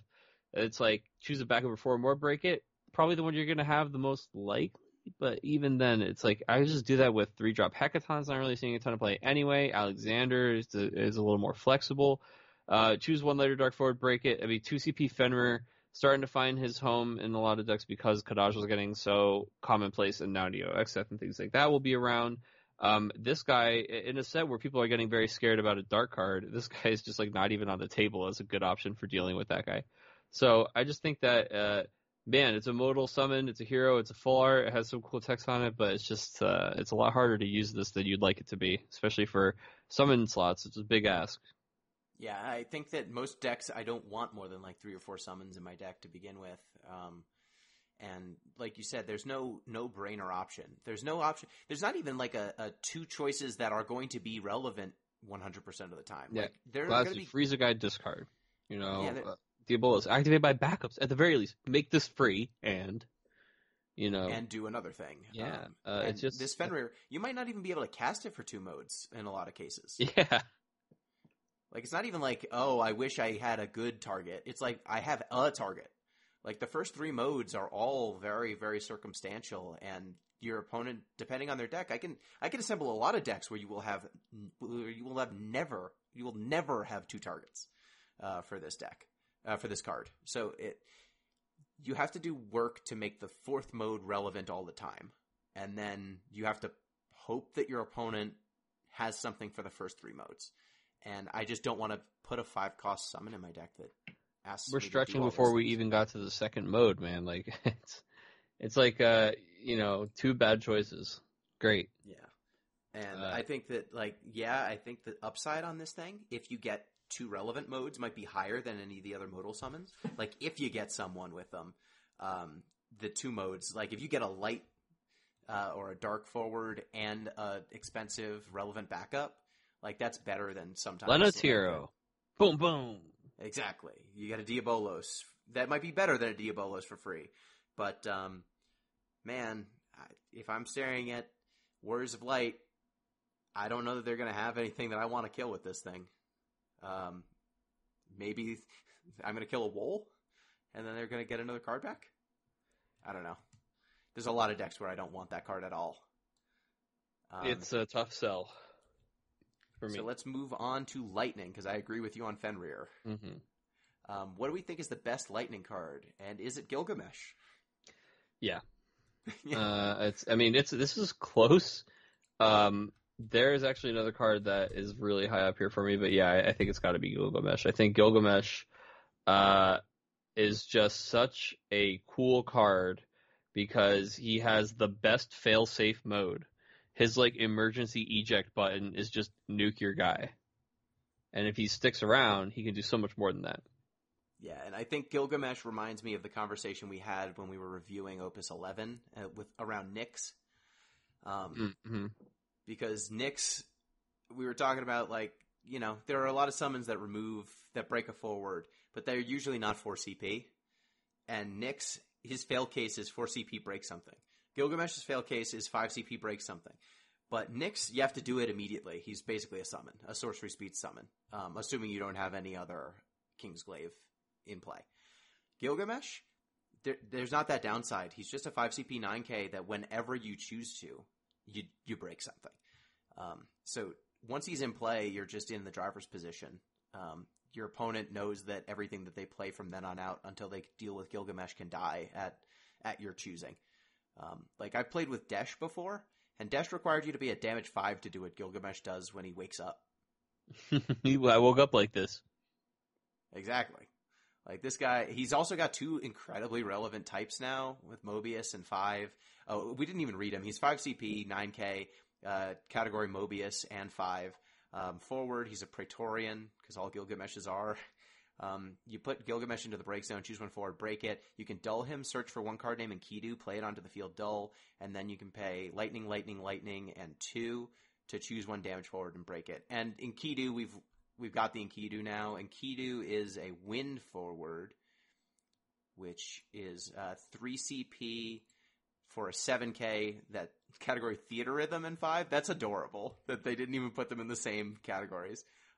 Type Warrior, when Enkidu enters the field or attacks, deal 1,000 damage to all forwards opponent controls, and then it has an S ability, Hurricane, choose one forward, deal it damage equal to its power minus 1,000. So the Enkidu, if you're not playing wind, do you play Enkidu just so Gilgamesh gets the ability to search him out and then break something? I mean, we were testing this card before we even knew what Enkidu did. So, no, I don't think you have to play Enkidu. I mean, you don't have to, but I'm saying now that we know what Enkidu does, would you do it? Probably not unless I was going into both of the colors. Enkidu and Gilgamesh, Enkidu gives a lot of really cool synergies to cards that are already existing in that, like, power loss, deal them 1K, or, like, deal with damage forwards realm that Lightning Wind operates in. So these cards actually do tie together Lightning Wind in a really neat way, especially considering things like Echo backup is a wind backup that searches Mobius forwards. And, like, there's a lot of synergies here for them in those colors. Next set, we are getting Lightning Wind duels. So I know it's like, we're skipping ahead a little bit, but I think that is going to get a really big come up, that element combination. It's a really neat element combination. In that deck, this is a no-brainer, Gilgamesh and Enkidu. Enkidu works really well with a lot of those synergies, but I think you don't have to. I think Mono Lightning is actually getting so many good options, it's getting hard to just throw those extra cards in there. What I'd rather do with this Gilgamesh is turn him sideways to attack, Yep. And then use his other abilities when I have to. But yeah, I mean, it's not that that's bad. It's just that the deck building cost for the Enkidu, I could turn him into other things I'll use more frequently. But in that multi-element deck, yeah, for sure. Yeah, I think that I would definitely try putting in an Enkidu or 2, just so that you have that option, because getting to play Gilgamesh and then next turn dull him, play Enkidu, break something without losing the Gilgamesh, I think it's just such a strong option to have. Like, getting this 5-drop that at worst is an Odin, that also can just spit out bodies, disposable bodies that are going to repeatedly cleave the board. There's a lot of just cleaving your opponent's stuff and getting advantages off of that. So yeah, I think definitely Wind Lightning, it's a no-brainer. I might put like 1 Enkidu or 2 Enkidus in a deck, even if there's no way to cast Enkidu fairly. There's nothing wrong with that. But yeah, I think this card, like, the floor is so high. Mm-hmm. 5 CP 9K that doubles as Kill a Thing is just, it's good everywhere, all the time.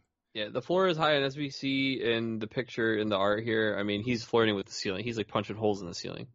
He's like, the ceiling on me is so high, it's going to be even higher. He's simultaneously doing pull-ups on the ceiling and dips on the floor. Yeah, dude, he's into it. Yeah, I think this card is just really, really strong, especially with one of the duels in this set. You mentioned Nyx earlier. Nyx and Gilgamesh both have the right things in common for this one dual card to just make them pop off. Yeah, Gilgamesh is going to see a lot of play. Mm-hmm. What do we think for an underrated lightning card? This might not actually be that underrated right now. People are talking about it more and more, but it's going to be Sid Previa for me. Sid Previa is nuts. Sid Previa is insane. Sid Previa is a 1-drop lightning forward, which has a million implications, but we'll talk about those in a second. He's Category 5, Job Engineer. When Sid Previa enters the field, choose one forward other than Sid Previa. It gains haste until the end of the turn. He doesn't care what element it is. He doesn't care. There's no muss, no fuss. It's just choose a forward other than him. It gets haste until the end of the turn. Sid Previa is a great target for things like Puck, things like Aranea. 1-drop lightning target, very relevant. I don't have to play like this 1-drop Kate Sith anymore to just like make things happen. That. Yeah, no, we used to, man. You cheat the 1-drop cases, it just dulls the thing. Yeah, for sure, sometimes. It's just so relevant to be able to play these cheap bodies in a lot of these like Lightning Ice or Lightning X decks, and he gives something else haste, but where this guy really, really shines, besides the fact that he could just come in and, for the cost of just one additional thing, you not only get this chump blocker, but you just gas up whoever you just played. And Lightning has a lot of really relevant on-attack effects. But there's Thancred is a dual-color legend in this set who, we'll talk about him a bit more, but basically, if you play him in Mono Lightning, he will gain the ability to resurrect a body of only cost 1, and he will have an insanely powerful on-attack effect that he normally can't access right away. And Sid Previa alone unlocks an entire new tier of power on that card in a Mono Lightning deck, and this card is very strong. I agree. So I actually was going to go with Mid Previa. Ah, well, hey, they work very well in tandem. Yeah, so Mid Previa is 4 CP, Lightning, 6K, Category 5, Job Engineer, forward. When a party you control attacks, choose one active forward opponent controls, deal it 8,000 damage. When Mid Previa enters the field, choose one Lightning forward of cost 1 in your break zone, play it onto the field. So the joke is you play Mid Previa, you get Sid Previa back, Sid gives Mid haste, and then Mid parties up with something and kills something. The important part here is that it's when a party you control attacks. It doesn't mean mid needs to be involved. It's like party starter. I was about to call him Barrel Eye again. I always call him Yellow Barrel Eye. Yeah, party starter Gipple. Mid is like he's sneaking out to party, and maybe he's just living vicariously through other people's parties because he can't go out. Yes, unless you watch Final Fantasy V: Legend of the Crystals. Don't watch that movie. But that movie exists, and Mid is in it. There you go. So Mid, I think, just because Lightning is the color that is more apt to kind of get into a party deck than Earth, I think Mid's going to be able to fit very nicely into a Lightning Water party deck or Lightning Water Wind party deck. And just give you all these payoffs. Like he makes any party able to kill most stuff your opponent plays. Like most of their blockers will be vulnerable to him. And if they're not active, they're not blocking. So who cares, right? So I think that he's most likely going to be able to kill something when you're attacking. And if you're dedicating yourself to to partying hard, he's going to be able to. Exactly. He's going to be able to do this stuff over and over and over again on the same turn. He's going to make your opponent's blocks really awkward. Even if they're able to block, it's always a chump because whatever's just, even if you're attacking with 2 1Ks, they'd have to block with a 9K to be able to survive. Like a 10K to survive the block? A 1K. just 2 1Ks. Yeah. Attacking. They'll survive. Yeah.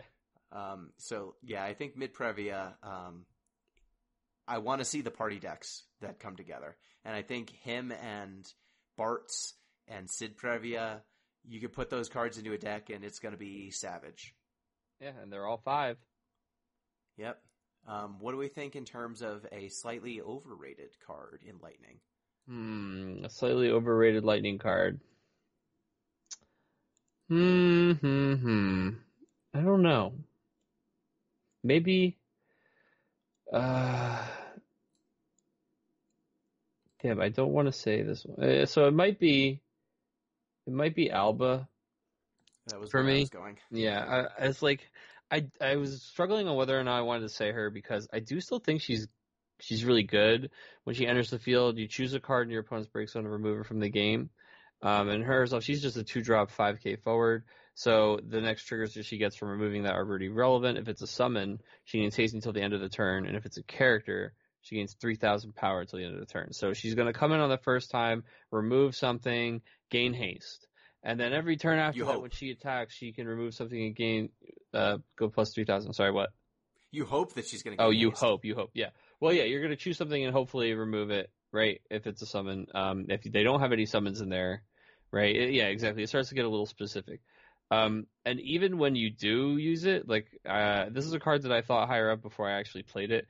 I was playing with it a bit and I'm like, oh man, like a haste 5k isn't really much. I mean, yeah, and then I'll attack and I'll be able to buff her to 8, but like it's not doing something.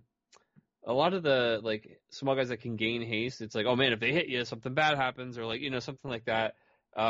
She's just kind of like, oh, watch out, I might trade or I might get through. And what I got for that was removing 2 cards from their break zone. Like, yeah, Lightning doesn't have a lot of ways to interact with the break zone, but this is like the slowest speed kind of way to remove cards from their break zone. And it's not that it's bad, it's just maybe not that great. I don't know. It's not doing a whole lot by itself, and it doesn't work super well with anything. It's just kind of like keyword good.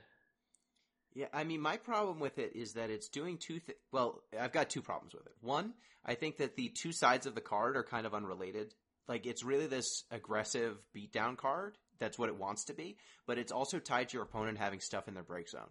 So it's kind of hating on your opponent's break zone, and it's kind of being this aggressive card. But if you're hating on your opponent's break zone, you probably want to play you're usually trying to play a longer game where taking options away from them is going to be relevant.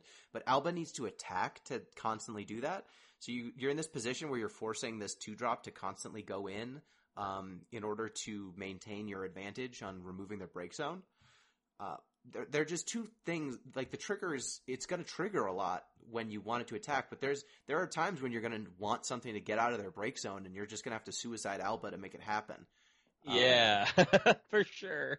And I don't want to do that when I can play Kadaj and just let him stay and play. Yeah, that's the problem. And We're not commit that desperate for a splashable way to more efficiently remove cards from the break zone 2 at a time.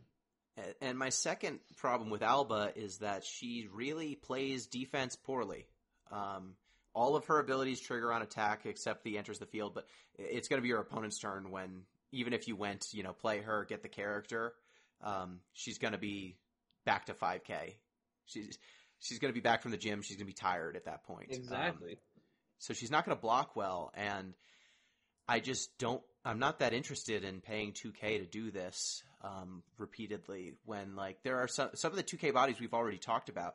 They always rumble. Like, they give you impact, and then they are also good on defense. They're good on offense. Like, look at her and look at Shadow Lord.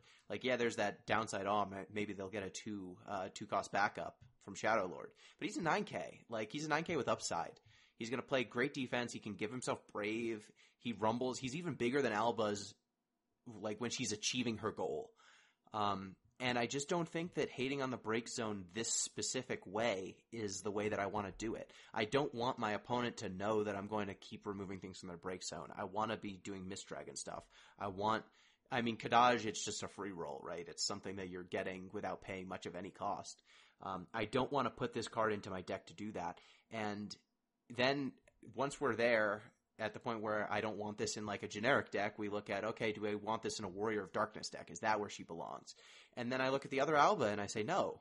Yeah, no. The other Alba's better. Yeah, she's very good.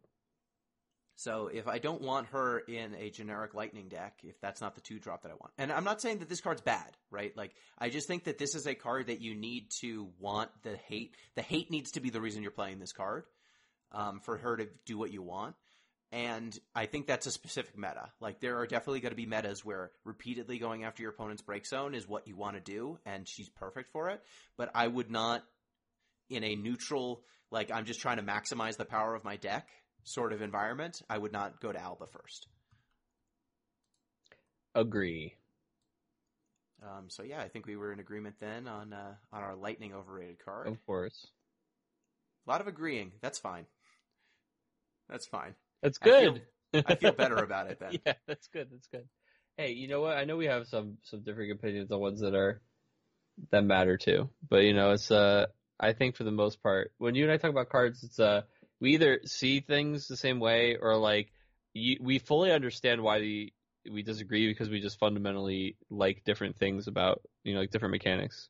Yeah, we value different things in cards and different lines of play, and so it's like I'll be like, hey, here's this all-in strategy that, hey, if it works, it'll be glorious. I'm like, I would never ever do that. Yeah, what about when it doesn't? Like, but it is this many times. Like, well, not when you're me. Yeah, and then you'll be like, well, here's this strategy that's really solid over time, and I'm like, yeah, but that game's gonna take 20 turns. Oh, the best. That sounds miserable. That's right. So Speaking of the best, this is my favorite element. Yes, and I love this one. There's a lot of cards here that can contend. So moving on to water, what do we think's the best water card? Oh my goodness, man. It's really tough for me to not to play favorites here. They're all archetype defining cards too, and they go in different decks for the most part. It's really hard for me not to play faves. I'm going to play faves. Go ahead. So the best card, I am going to say that I think the best card in water is... God. All right. So it's between, for me, actually 3 cards, but people get really mad at me for even including one of them. I'm going to say Beatrix. That's yep, we agree. Okay. I'm going to say Beatrix just because, I mean, look, I have been a knight and a 9 knight and a water 9 knight, if we want to get triple specific, nut, since I started playing this game. Most of the people who play with me are like from the area or who've been following returners for a while. They know that like that was my Crystal Cup placing decks and like how I qualified for Nats the first time, and like I was just play Water Knights nonstop. And this Beatrix like just takes I get to take my old wooden chest and open the lid and blow all the dust off, and oh, there are my sets, my full foiled Knights decks. Yes, everything is coming back because this Beatrix is that good. When Beatrix or a Job Knight enters your field, all of the forwards you control gain 2,000 power until the end of the turn. And she's just a 2-drop 5k herself. So not only does Water have a million ways to cheat this in, but as soon as you play her, she's going to just from then on, any knight that comes in, the whole board gets big. And then for cost 0, during this turn, the cost required to cast your next Job Knight forward is reduced by 2. It cannot become 0. You can only use this ability during your turn and only once per turn. That is crazy. So the 2 cost reduction on Knights. Now, yeah, I mean, there's other things that get cheaper. First of all, I will say almost anything that gets reduced by 2 is almost always nuts. So like Star Sybil getting reduced by 2 by Semilifina, one of the best backups in the game. Marsh getting reduced by 2 somehow makes Marsh vs. BFA like that much better. Reducing by 2, very relevant in Knights especially. You get cards that they put in the set, like Jegrin in Lightning. He's a 6-drop who plays a princess. So you play Beatrix, you reduce Jegrin. Jegrin becomes a 4-drop that plays a 3-drop, or a 4-drop that plays a backup, and he's like an 8-9k body himself. Then just the fact that like when you play the Knights, like okay, the whole board gets big enough that like combat can be won by things that are smaller, like Beatrix. Also synergizes with Rain and Rain's attack abilities. Also synergizes with Ramza and how good we see how Glauca just took Ramza and catapulted him back into relevance. And this makes it even easier to get Ramza up to 10k. She's a relevant 9 character that doesn't have name clash because old Beatrix is too slow. She gets played to the field by Puck as well as by Lena. And Gilgamesh and a lot of other 2-drop water forwards, very relevant. I'm searched by Steiner. It gets searched by Steiner. It gets searched by Duke Oltana. It gets searched by Aiko. It gets it gets searched by Sildra. It gets searched by Merylwib. I love this card. I think this card is extremely powerful, and the only thing that holds this card back are the cards you surround it with. Yep, agreed. That was going to be the caveat. You said it well enough. I don't have to say. Let me see if I would have gotten the other 2 that you would have said. Mm-hmm. Were you choosing between this card, Yuna, and Dusk? So I was choosing between Sildra. So it was Yuna and Sildra for me. Dusk, I love Dusk, but Dusk was my spoiler, actually. Not just the RV Returner spoiler. Dusk was my Influencer Cup participation spoiler. So I actually had to keep Dusk from my own team for like a month. I wasn't allowed to talk about it with them. Specifically, they told me not to. So we couldn't even like discuss how we were going to reveal it, or like we did for Ultros, we built decks and we played decks that featured Ultros just to kind of like, make it fun and show how the spoiler could be used. But for Dusk, I just had to sit on every reveal for a month and a half from this set. Every single time a 3-drop came out, I just thought of it being played for 1 water. I just thought of it being played for free. And then when they revealed Ferris, things got out of hand. When Dusk can become a 1-drop that plays another 3 cost for 1, and both of those things trigger like 8, 10k removal, if I wanted to, when they come in, if I want to stop that value chain, is really, really incredible. But I also feel like I'm like super biased because I've just been talking about how good it is since I've been allowed to talk about it. So I try to talk about the other cards. I mean, Yuna is the party start. Like, she's the party ender, I guess. She shows up mid-party. I didn't like this card at all when this is the first card that they showed for this set. And I know. There wasn't any relevance to like any of the stuff on this card. By the time that they finished revealing this set, wow, the whole set works with this card. Why would you show this first?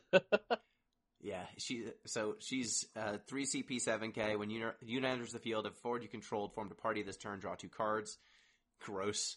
When Yuna forms a party and attacks, choose 1 forward. It uses 4,000 power for each attacking forward until the end of the turn. So just like execute things. Then she sticks around, yeah.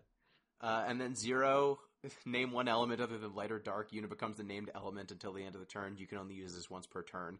So she can party with anyone. Any party any party she joins will like at least 8k reduce something. She's dancing on the card. She's currently partying. Yeah, and then if you've partied before she shows up, she's drawing you 2 cards, so she's free.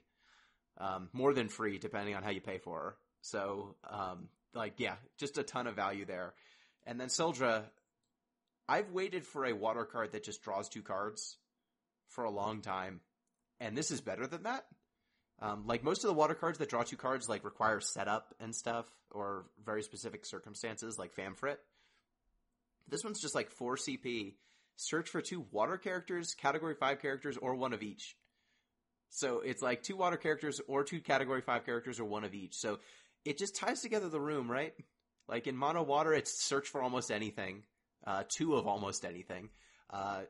And then if you splash into most other elements, like 5 is one of the most common categories in any color combination. A lot of standard units. Most of the standard units are 5. So like water or wind, perfect. Water, earth, yeah. Water, ice even. Like you can get into any element combination with Sildra. And it just does so much. Like this is exactly what I want a summon to do. Yeah, I mean the fact that this card can get you characters is huge. It's a slight hit on card. It's a minor amount of card disadvantage for a huge increase in card quality. And it's like, yeah, that's fine. I'm gonna take this, these cards in my hand and turn them into exactly what I need right now. And in the late game, once you have 4 backups, this thing is just trade 1 card for 2. It's just straight up card advantage if you can play it off backups. Yeah, you're just like, okay, I have 2 cards in my hand here, or I have, I need the next piece, and I'm going to go get it. Like, I'm going to not just get the right action, like the perfect action. I'm going to get a follow-up action also. There's so much value in that. And it synergizes with Yuna, making it 3 CPs gross. Do we think there's any underrated water cards? Yes, I do. I do think there's an underrated water card. I think it's Scholar. Scholar is a 4-drop, standard unit backup, category special, gorgeous art, really cool full art. When Scholar enters the field, you choose up to 2 active forwards you control and dull them, and then you draw a card for each forward you have dulled due to this ability. What's neat about this card is that it takes forwards have summoning sickness, right? Water likes to flood the board, and the weenies, some of them have those block, like Porum and Viking had those block effects. But nowadays, you're happy that you got like enters or guys who you don't mind trading out, things like Dusk, slapped another guy into play for free and now he's okay to go or whatever. Or even like those plays where you are putting out 2 things at a time. we see that how the Rosa Cecil to summon Theodore is like not a bad play at all to just get that extra body in there. Scholar is neat because it lets you just turn forwards that maybe can't attack or won't be attacking into just new cards. So like almost like a free backup. And again, like you were saying off Sildra, if you play this off any backups at all, off like 2 backups, and then dull 2 guys, that's a really, really strong backup development in water. Keeps your hand full, and water has got plenty of ways to activate your guys. Like lots and lots of ways to activate your guys, or there could be guys who activate at the end of turn, things like that. Because this isn't, you don't just have to choose water forwards. Scholar synergizes with a lot of those types of effects, is really, really powerful early, and I just think it's a good backup. Yeah, I think just like Layla, Viking, Scholar, draw 4, draw 3. Yeah, nothing wrong with that. Yeah, that'll be totally fine. Very solid. Like, it's a card that I think is a little deceptive because it reads as though it might be a little narrow. Mm-hmm. But most of the time when you're playing a 4-cost backup, you're hoping for it to draw a card. This one draws 2 in a good number of cases. And that's like that one extra card is a big difference. Yeah, I think that it just has it's like the generic kind of good, right? So it doesn't work with like a specific category or search out a specific guy, but it's multi-playable, so it's never going to gum up. You're going to be able to just put him down, and you'll certainly be able to find a home with or brave guys, right? Like main 2. Yep. You're like, all right, I attacked. Oh, cool. Now I'll draw some extra cards just to plus off being brave. So he's just like, if your plan, which Water's plan is often flood the board, he just allows you to continue to do that. Mm-hmm. For me, I think underrated cards, like a lot of these cards I think are properly rated. One card that I think I haven't heard much talk about is just Luna Freya. Luna Freya, man. She's just always in the wrong color. She's in the wrong color, but man, her effect's strong. So she's 2 CP, 5K, category 15, job Oracle. Why can't you be a princess or something, like a more relevant job? But regardless, you can dull 1 active category 15 forward. Luna Freya gains plus 2,000 power until end of turn. That ability is not good. But then she's got dull 4 active category 15 forwards. Choose 1 forward, put it into the break zone. Repeatedly being able to not break, but basically make your opponent sacrifice a forward. Mm-hmm. We haven't seen anything like this. That specific effect. She's the only one who, outside of like a Famfrit, right? And she's the only one who can do it repeatedly. So I think that that's really this is a question for a judge. Thankfully, I've got one here. Mm-hmm. Does that trigger BFA? Yeah. Choose 1 forward? Yeah, he's being chosen. You can still trigger it. Yeah. Okay. So you can get around like... they would have to select one of their own forwards, like for it to be truly like a Famfrit type thing. Okay, so you can kill Arden with this, but you can't kill BFA. Which Arden? Isn't there the Arden that can't be broken? Yes, but the Arden, there's another Arden that can't be. When he's put in the break zone, he counters that. So it's just interesting because we're talking about that. I mean the unbreakable. Yes, so the one who can't be broken. Yes, you just put him right into the break zone. Yeah, that's probably a spoiler. That's okay. Hey. So Luna Freya, the thing to me, and we're going to talk about a dual 15 card in this set, and I really wish this dual 15 card. Again, it's not in this set that it exists, but I wish it had been Earth and Water, because Luna Freya is always in water, and she always depends on the 15 characters, and the 15 characters could care less about the water element.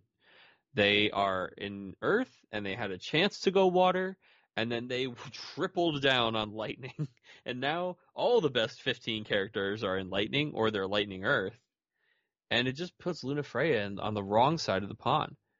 She's just not getting involved. It's just like playing Final Fantasy 15. You just want her to be in the party, and she's somewhere else doing something else. She's stuck in the water city doing her thing. You just want to hang out with Luna Freya, and it's going to feel really impossible to get to her, I think. And when you do, when you have 4 Final Fantasy 15 forwards on the table, you're going to dull them all to kill one guy. No, it's bad. I know. I just wish it was all bad. At least in the right color. It's all bad. I understand this. Like, I know that it underrated. Like, it is she's cool. bad. She's a bad card. It's so cool, though. I just wanted to talk about it because it's so cool. Really cool. I know that it's bad. I know that everything about it is bad. And is it underrated? It's not underrated. It's No, terrible. It's okay. I get you. I just, man, it's so close. I think if Iris had been Water Earth, you're like giving me a reason to kind of tie it together. And, you know, girl power. If Lunafreya had been in Earth, I think she'd be playable. Yeah.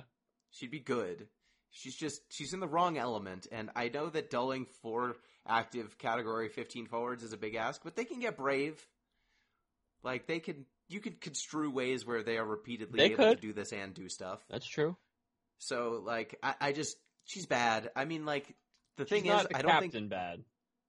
No, I mean, I guess if there's like an underrated thing, maybe Paladin. Because I think that card might actually be okay. It's 4 CP, 8k. If Paladin forms a party, the damage dealt to Paladin becomes 0 instead. Mm-hmm. So it just gets to party attack for free, basically. It will never die. Is a little bit underrated. What'd you say? I think Remora is a little bit underrated. I think people see 6 and they're like, ugh. But I'm just going to assume this is at least 4 when I'm playing it. Like, I'm playing Yuna and Yunalesca. I'm going to choose a guy to draw a card and, like, nuke it with this pet. And, like, man, what a good burst.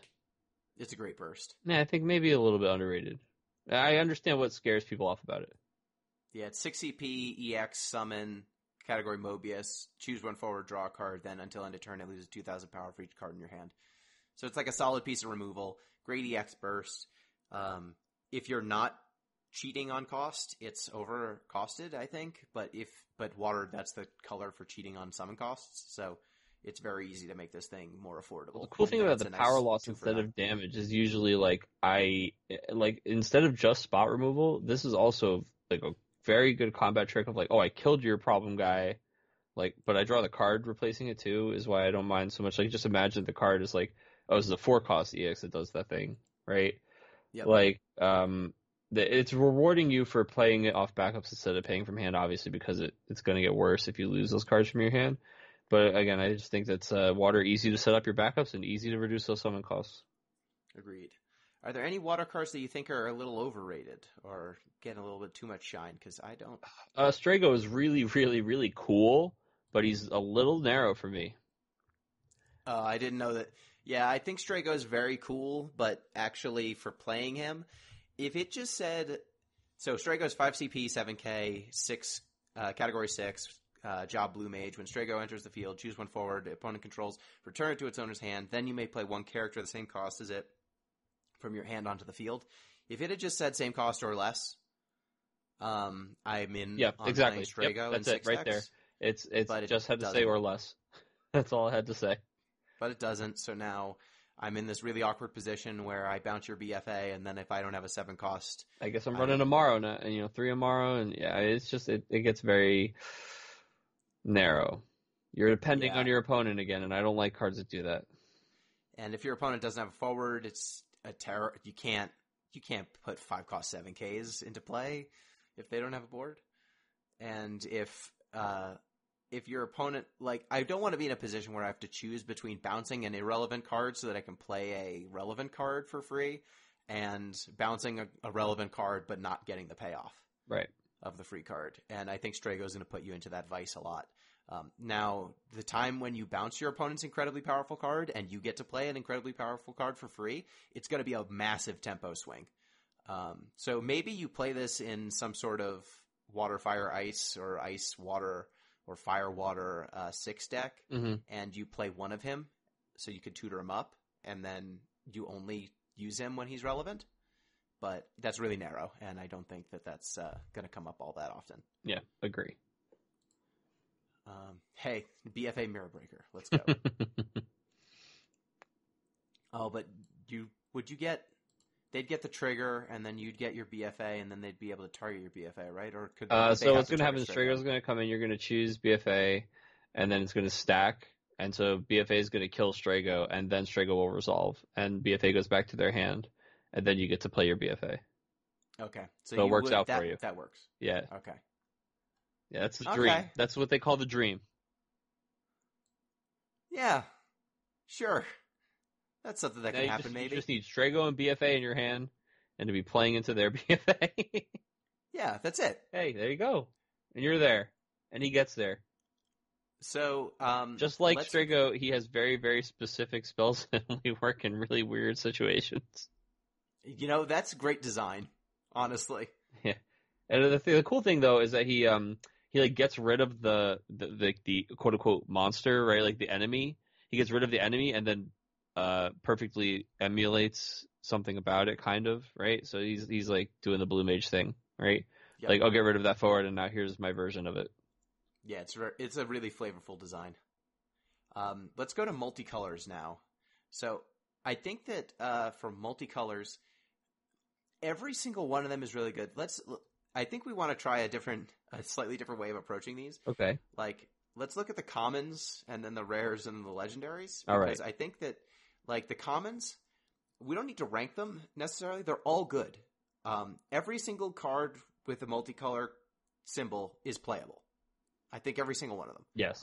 There are some that are narrow, and maybe you won't want to play them. But even the commons, which at first, before they revealed that discarding them, they can discard for either color, I was like, am I going to ever play Leon? Why would I play Leon? Oh, it's because I'm playing Fire and Ice and I want to play my cards on time. Yeah.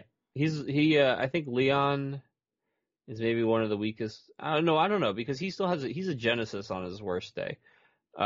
My least favorite one is probably, like, actually I'm going to play this card useful, Steiner, but I'm just going to search him and, discard him. I'm probably not bouncing. Like, I just don't want to do it.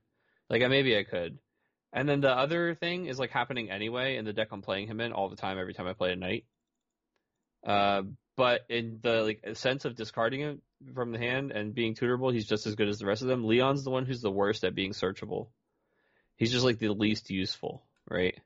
Yeah. I think Riku is my favorite of all.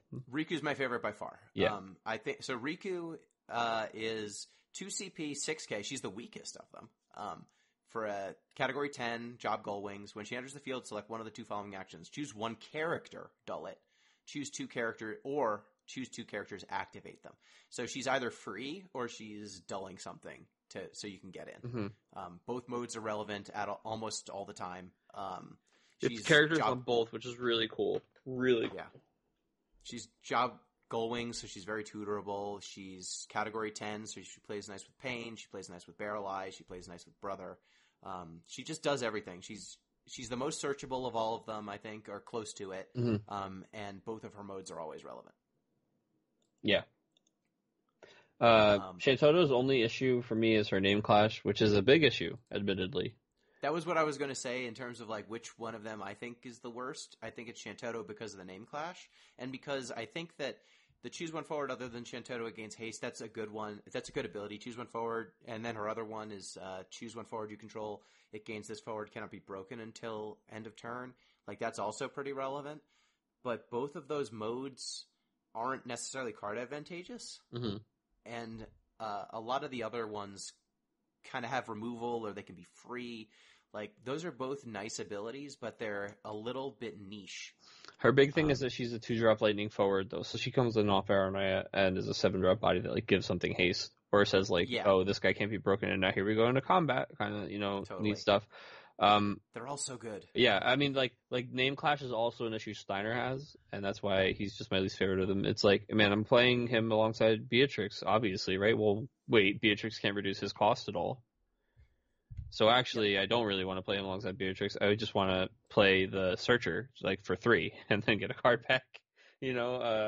He's just, and like, both of his triggers do the things that she does, or like his first trigger does what she does, and the second trigger does something that you're like probably, like, I could be putting Mog 9 in my deck if I really wanted to be bouncing stuff to their hand. I'm like, not, because I don't, Yeah, so Steiner is 2 cost 7K. When he enters the field, either he gives all your forwards plus 2,000 power until end of turn, or choose one forward, cost 3 or less, and return it to its owner's hand. I like that it's, like, that bounce effect is really relevant. It's really situational, but it's so powerful when it is relevant. Like, and he's in Fire or Water, which has traditionally been one of the best aggro color combinations. Yeah, So major Phoenix Summon implication too, because he can plus 2K the board, but also bounce a problem target. And he's really tutorable in 9, and he's really nice for, like, he might be my favorite one to discard.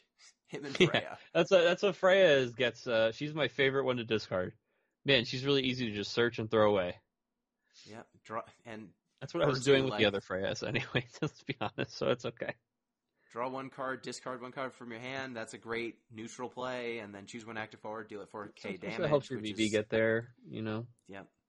Yeah, like all the commons, some of them read like they're really narrow or read like they're not that good, but you're going to play them because you want your deck to be smooth, and 2 cost 7k or 2 cost 6k is actually completely reasonable, even if it didn't have ETBs. And most of their ETBs are strong. Like Leon, choose 1 forward, dull it or freeze it, or deal 3k damage to something.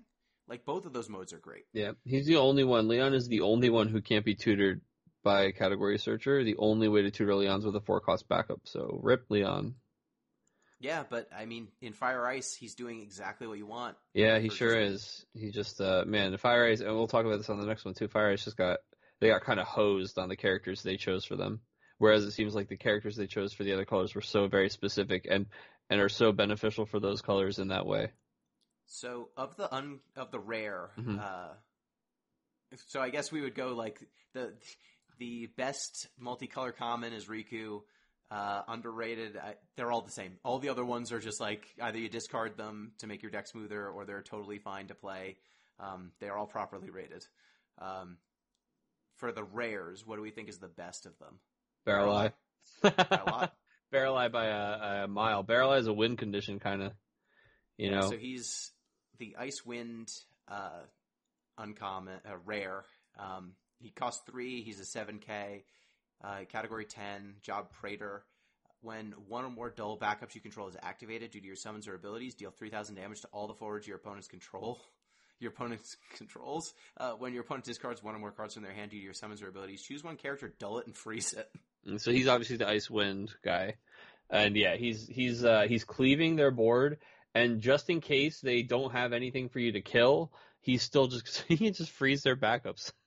So he's not just good at like winning you back the board, but he's also really good at letting you keep the board. So it's really, really interesting because normally cards choose one or the other, and he is a big red target the second he hits the board, but he's cheap enough that you can play him and just pull it all off. Anything you need to do can be done the turn you play him. Yeah, I like how most of the rare ones kind of do one thing with the thing that one of the elements wants to do and does something else with what the other element. Like Barrel Eye does the activate thing that what Wind likes, and then it keys off of discarding, which is what Ice likes. We've got Iris that activates Wind and Earth backups. Gawain searches Fire and Water Knights. Like, there's a nice synergy there. I love the design of most of these rares. And Barrel Eye just kind of creates an archetype unto himself. So for those who do not know, there's a water backup named Gino. It's a turtle from Final Fantasy V. And it doesn't activate during your it's not untap phase, activation phase. Yeah, the proper term? It's like your active step. Your active step. And in exchange for that, he's got 2 awesome abilities. One is water, activate him, and the other one is 1 water, dull, and then you can put a forward of cost 5 or more that your opponent controls on top of their library. So he's kind of like this repeatable way to get rid of your opponent's powerful cards and just like keep them down. But in exchange, you had to pay a cost. But with Barrel Eye, he can just pay 1 water CP to activate himself, so you can just infinitely cleave your opponent's board every turn. Yeah, because most of them it's like water tap, but Guido just requires water, so it doesn't matter. Even if they respond to him using the ability, you can just respond to their response by paying any other water and not tapping him again and just going infinite. So yeah, it's silly because, you know, it's quote unquote off color, but is it really? Because Barrel Eye here can just get cheated in by Dusk. You can easily go across those 3 colors as we've been talking about those 10 synergies and how tutorable he is. It's definitely Guido Barrel Eye is something a lot of people are just looking at just because of that potential. Yeah, and he just does so much. Like all of the water and wind already both had discard. Wind has so much reactivation. You don't even need to go that hard, right? Like you could just put him in Mm-hmm. Ice Wind. Sorry, I was misspeaking. It's Ice okay. and Wind Yeah. have so much discard. You can just put him into Ice Wind and it's fine. You don't need to put the combo in there. He's just totally acceptable in that case. And if you can cheat Gito into play somehow, like you don't even necessarily need to play that much water. Like if you were Ice Wind Earth and then you had a Gito that you plan to play off of Tiro, like that's fine too. Yeah. Yeah, I think that he's just head and shoulders above some of the other ones, though his floor is pretty low. I know who's head and shoulders below the rest of them. Which this is the easiest one to pick the worst of for me. It's Urianger. It's tough to be worse than Vayne, but yeah, it's you, buddy. Because the problem with this guy is not only do I not want to do both of his triggers with him, and so Urianger's 3-cost lightning water duel, category 14, of course, Scion of the Seventh Dawn, 7k power. When he enters the field, you may play one monster, cost 2 or less from your hand onto the field.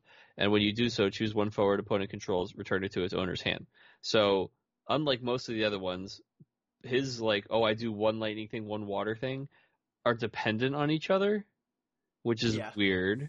You have to play the monster from your hand onto the field, which is the worst way to play a monster, the most honest way to do it.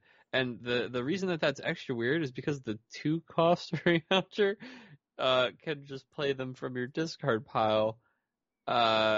He just is better. He's cheaper. He's a lower cost to try to do the thing, lower deck building cost, because he's only in lightning. And this guy kind of forces you to be playing water monsters or, some kind of water side piece to it.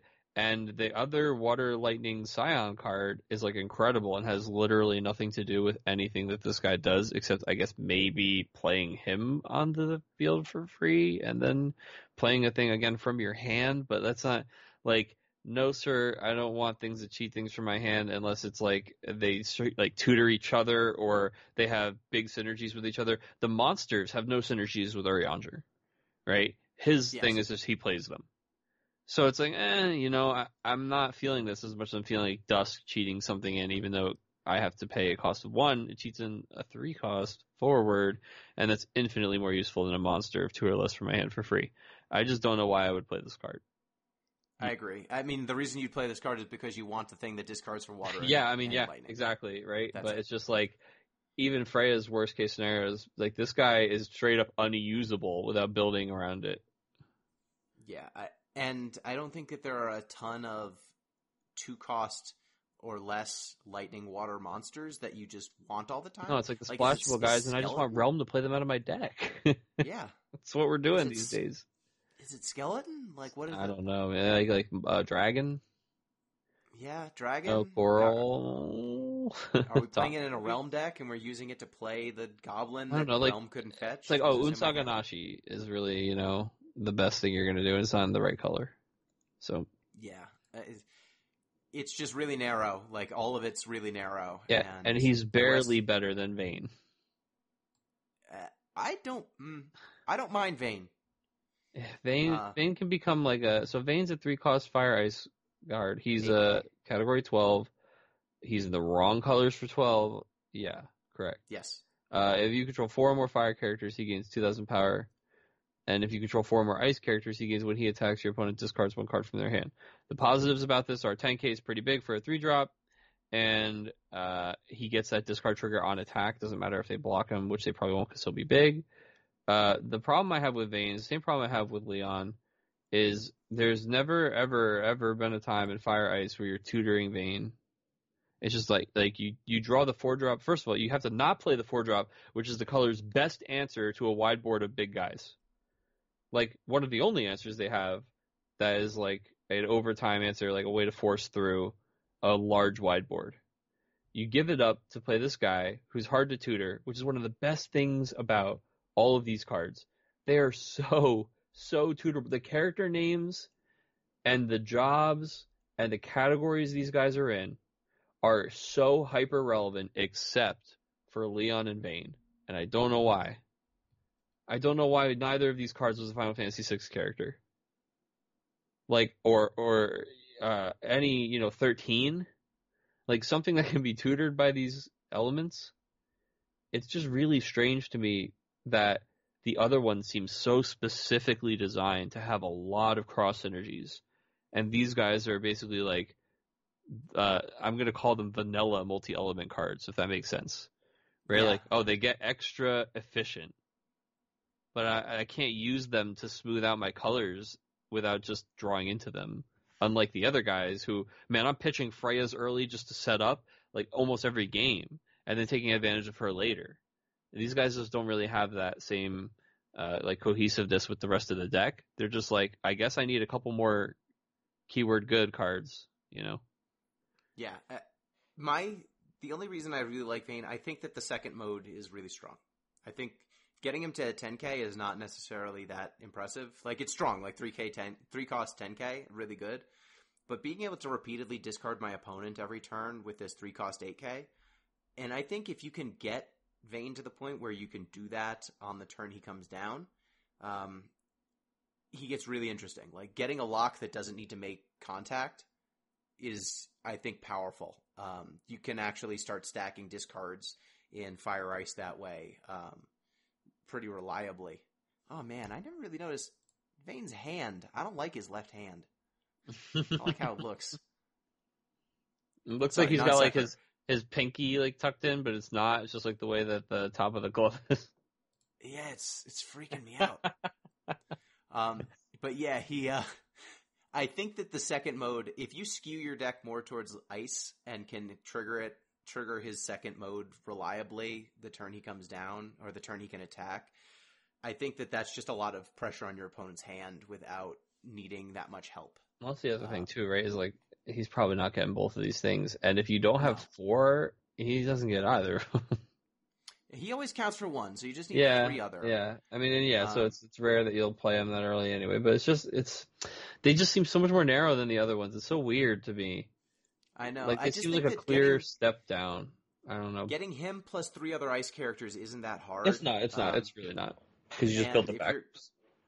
If you're attacking with a 3 cost 8k who's discarding a card, like if you didn't have these other cards to compare him against, I think we'd be thrilled. Like, compare him with Genesis. Like, he doesn't get the Dull Freeze, but he always gets the card. Compare him with Locke. He doesn't get the card when he comes down, but every time he attacks, he doesn't need any special help.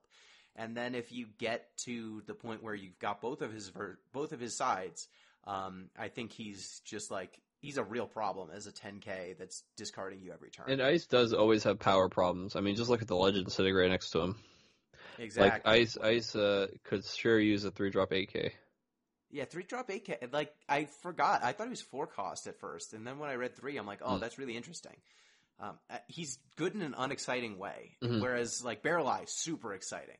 I think Iris, really obvious. Like, 4 cost, she's free most of the time. So Iris is 4 CP, 8k, category 15. When she enters the field, choose up to 2 wind backups you control and up to 2 earth backups you control, activate them. And then she has an activated ability, which is for wind, earth, select one of the 2 following actions. She either gains 2,000 power until end of turn, or she can't be blocked by forwards with power 9,000 or more until end of turn.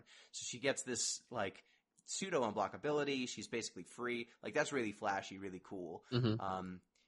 Noctis, just a slam dunk. Just put him right into the 15 decks. Yeah. Gawain, you just put him right into your Fire, Water, Knights decks if that's a thing you want to do. Gawain gives you very clear instructions. He's like the IKEA furniture. He's like, this is how you do it. Just put this in there, and, you get yourself a shelf. Look, I'm not saying it's the best shelf, but it's a shelf. Sure is. So what do we think? Let's go to the legendaries. What do we think is the best of the legendary multicolors? Oh, this is so hard. They're all so good, almost. I can pick out which one I think's the worst. All right, let's go worst first. Y'shtola. Yeah, Y'shtola? Okay. That's what I think's the worst. Yeah, it's hard for me. It's between Y'shtola and Salteus. It's not because Salteus is like that bad. It's just they're all very good. I want to clarify. I think every single one of these multicolor cards is good. Yeah. At least good. Like, by their nature. Just yes. Good. Even the commons, the uncommons, even Oriange, like... I'll discard him, whatever, yeah. I'll discard him. It's fine. Like those cards His are going to abilities are grease just the wheels of your irrelevant. deck. But yeah, it's Celteus is just because. So he's a 4-drop, 7K. We were talking about ice having that problem with powers, fire, ice. When he enters the field, you remove the top 5, or sorry, up to 5 fire forwards and ice forwards from your break zone from the game. Then reveal the top 5 cards of your deck, and you play a forward of cost equal to or less than the number of removed cards among them to the field, and return the other cards to the bottom. So you play this guy, you go rummaging through your break zone, you take out a combination of 5 cards, then you reveal the top 5, and you're like, oh god, let me hit a 5-drop, and then you slam it into play. And like, hey, a free 5-drop, really good. Revealing the top 5 cards of your deck to find a cost when you have to choose the cost before you reveal the cards. Not so good. I mean, my reason why I like this card slightly more than Y'shtola, and I think that these are the two worst by a pretty wide margin, is just because I think that Celteus, his upside of 2 bodies for 4 CP is just so high. Even if you hit a 4-drop, like you always want to pay the 5. Yeah, like thankfully, it's equal to or less. He doesn't have the Strago problem. Yes, so you can definitely go 5 most of the time. I think you're going to play this card probably on turn 4 or 5, if you have it. And you're going to hopefully have 5 forwards between ice and fire in your break zone. And ice and fire, you've got a lot of good hits. Like you can get a lock, you can get a vein, you can get a decent number of cards that are going to make this card good the turn he comes down. You can get a Sabin. Like, we're not even talking about 5-drops here. Mm-hmm. Like, I'm just talking about cards that I would be very happy to get 7 CP worth of card for 4. Yeah, you just put the Crystal Exarch into play, and he's just playing block in your main 2. Shadow. Just gets Shadow. Yeah. I mean, it can good. do the stuff, that's for sure. So I just think that I like 2 bodies. I like 2 bodies for 4. And my issue with Y'shtola is, so she's a 3 CP, 9K. She's got haste. She's category 14, Scion of the 7th Dawn. If Y'shtola is dealt damage less than her power, the damage becomes 0 instead, and she cannot be blocked by a forward of cost 4 or more. So my issue with her is that I think that 9K is like that's a relevant power. She's just kind of keyword big. She doesn't snowball the game. She doesn't generate you card advantage. She's hard to block, but that's it, right? She's a little hard to kill, but not that hard to kill. She's a very selfish card. And she's name clashes with a bunch of great cards. She just doesn't do anything for the team, much less like your plan. She's just good. She's not accelerating your win condition. She's not putting your opponent in an awkward spot. She's just there. I mean, she's going to be there doing stuff. She'll be like, she'll be in every scene. You look behind you. Oh, there she is. Yep, good. Expect to see her. There she's out there on the battlefield doing her thing. But when you lose the game and you look back and you go, man, why did I lose that game? I don't think Y'shtola is going to be the reason. She just kind of deals 1 a turn at most. Yeah, and she's awkward. Good, but the deck building costs for her are pretty steep. Losing that Y'shtola, we were talking earlier about how unique that auto ability cancel is, and giving that up is not nothing. Yeah, her problem is that she name clashes, and in exchange for the name clash, like if you look at some of these other legendaries, like Regis, and that's I think the one that you've been talking about, Gilgamesh and Nyx. Yeah, you look at Regis when he comes into, so he's a 5-cost 8K category 15 king. When he enters the field, choose up to 2 forwards other than card named Regis, light or dark. Put them into your break zone from the field this turn. Play them onto the field, and then he's got an S ability, Royal Sigil, S, Earth, Lightning. All forwards you control gain. This forward cannot be broken until end of turn. Like, that's just backbreaking. If you are able to actually just get 2 things back that did something relevant before they died, getting 2 uses of Gilgamesh or 2 uses of Nyx, or, you suicide attacked and you just get a card back. Like, those are all really powerful things to do, and it could swing a game. Royal Sigil, when you do it, just surprise, all my stuff can't be broken this turn. All of a sudden, all of your blocks are terrible, or all of my blocks are great.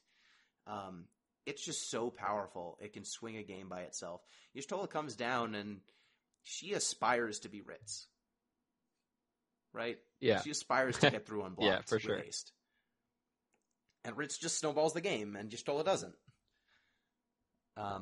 Yeah, like Thancred. When Thancred comes down, 8k, brings back something, and then he breaks something every time he attacks. Ferris, she's a deck unto herself. Like, Warriors of Light is just because Ferris exists, she makes it so powerful. Locke. Like, again, also a deck. Like, pushes an entire archetype. Locke, Barrel Eye, Riku together, create Wind Ice as a tier 1 archetype. Oftentimes, like a 2 or a 4 cost 9k that discards a card, dulls and freezes 2 characters most of the time, and if he does anything more than that, it's really bad for you. Like, that's the best case for you, is that he discards your hand and then makes you down 2 backups for another turn. Yeah, again, he's another card like a Barrel Eye, like I said, that he can take over the board, but once you've taken over the board, he still is just a good play where he keeps you in a good position. Like, a lot of times you don't want to be developing your big legends once you're already ahead on the board, but Locke just locks down their backups and takes their hand away. Yeah, I think Locke, Regis, Thancred, and Ferris are all archetypes unto themselves. Saltheus and Y'shtola are good cards that will go into existing good decks, but will not be... They're role players. The other ones are the main course. These guys are side dishes. Yeah. If I was doing like tier 1, 2, 3, it would be tier 1 would be Regis and Locke, tier 2 would be Thancred and Ferris, and tier 3 would be Y'shtola and Saltheus. Agreed. And Thancred here. So Thancred is, I just want to talk about real quick, because when I was talking about Sid Previa, I was mentioning this guy. So Thancred is a 7-drop lightning water. He's the most expensive of the crew here besides Locke, but he's expensive in the sense that he actually is expensive. You do always pay the honest cost for him, and it feels like you're paying the honest cost for him when you play him. I'll say that much. You know, he's not as like as much of a snap play at the end of the turn like Locke kind of thing. But Thancred, when he enters the field, you choose 1 forward in your break zone. If its cost is equal to or less than the number of water forwards and or water backups you control, you play it onto the field. And when Thancred attacks, you choose 1 active forward opponent controls, and if its cost is equal to or less than the number of lightning forwards and or lightning backups you control, break it. So when the water thing, like, basically, he has you doing this balancing act between the water and lightning characters you have in play. Always counts as 1 for both elements himself.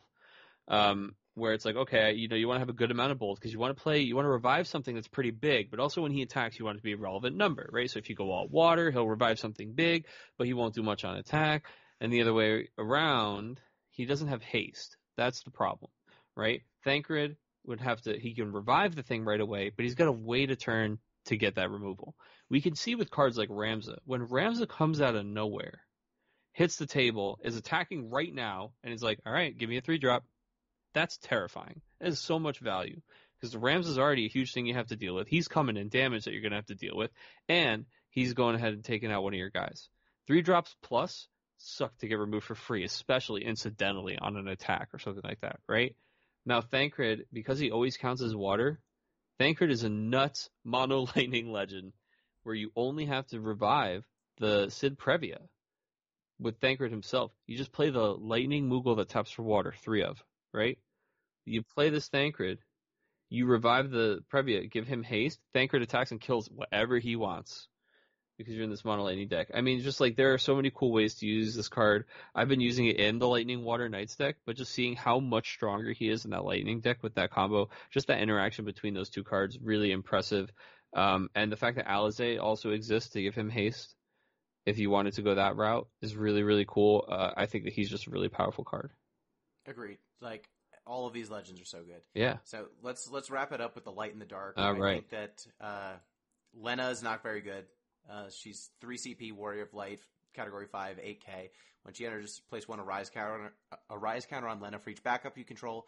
When a backup enters the field, place an Arise counter on Lena, and then you can dull her, remove X Arise counters from Lena, choose 1 forward in your break zone. If the cost is X, play it onto the field.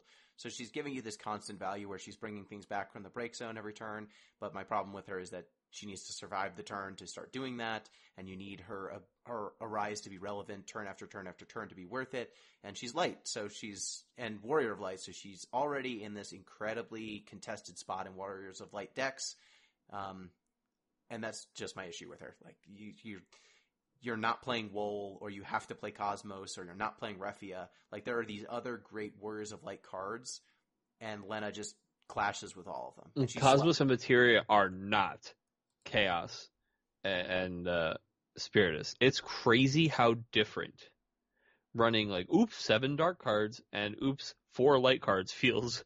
I could play 7 dark cards in a deck and feel fine. I've got the Death Lord, I've got Camlanot, and all the synergies that blend in with them, with Tiro, Star Sibyl, and Gabranth. When it comes to the light cards, they just are like, come on, help me here. Give me a reason. Like, Lena alongside Refia, Warrior of Light, and Wall would be incredible. But the cost there is so high. Like, I either wait to draw Cosmos after the other 4 light cards and then just like roll the dice on finding that early, or I play Materia, who is so susceptible to blowing me out by being removed. It's crazy, the power level difference, just because of the synergies that exist for dark, and they just don't really for light.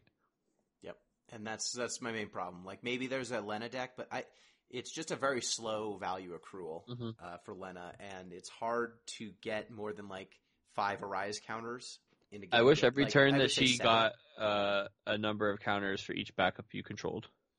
Yeah, I think like getting more than 7 or 8 Arise counters over the course of an entire game is hard, and just getting 8 CP worth of things across multiple turns, it's good, but I don't know. Crystal Exarch gives me that for free.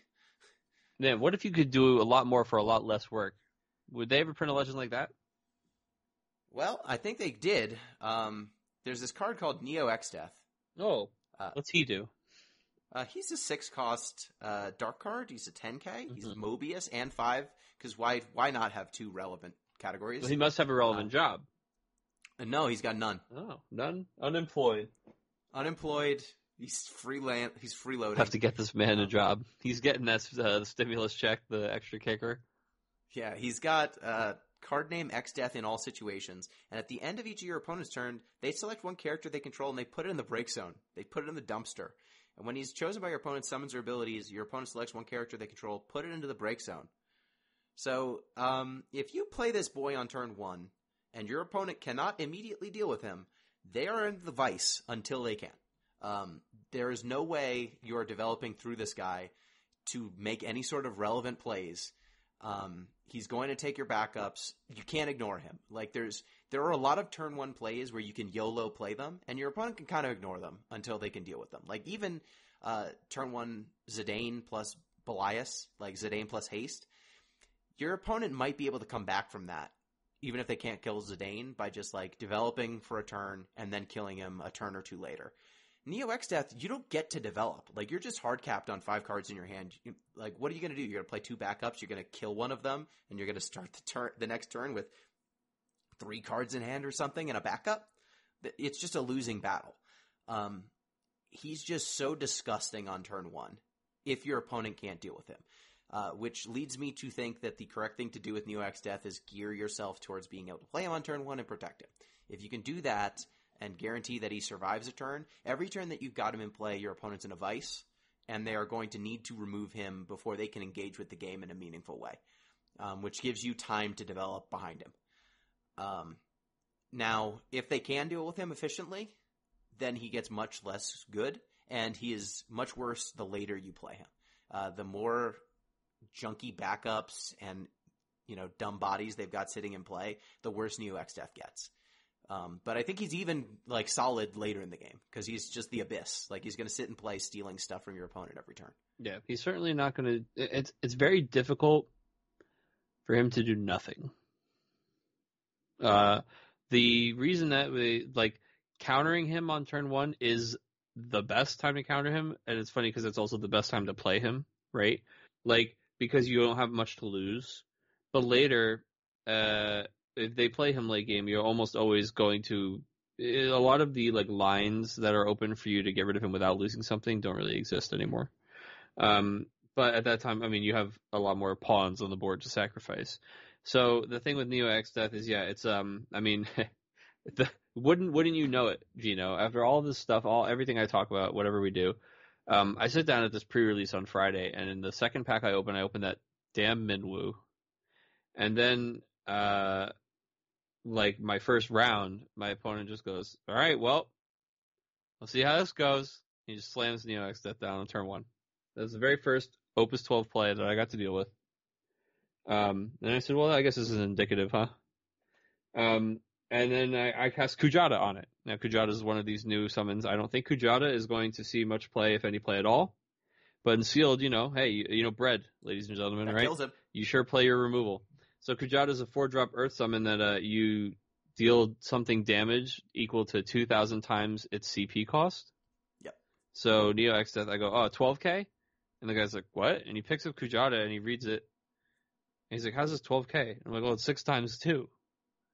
And I'm like, it's going to be for each CP. And he's like, oh, wow, yeah, all right. And then, I had played a backup. I had played like a Chocobo backup. So then he played Neo X Death and I Kujata'd it. So I lost my Chocobo backup. But at that point, I only drew 1 that first turn, and he drew 2 did this, and we ended up just like very even. And after that, we just played a super normal game, right? I wasn't in a better position for having killed his thing. He got rid of my like turn 1 backup, and we played this normal game. I think that this is probably going to be where things land the most in this like middle valley. Where like there's going to be a lot of times where Neo X Death blows out the game. There's going to be times where people blow out Neo X Death. There are more answers in the game than there are Neo X Deaths, but there are probably more ways to get Neo X Death out than there are answers in any given like deck, because the deck that's playing Neo X Death is dedicated to playing him and protecting him. So it just ends up being one of those things where all I can really say at this point is we'll see, right?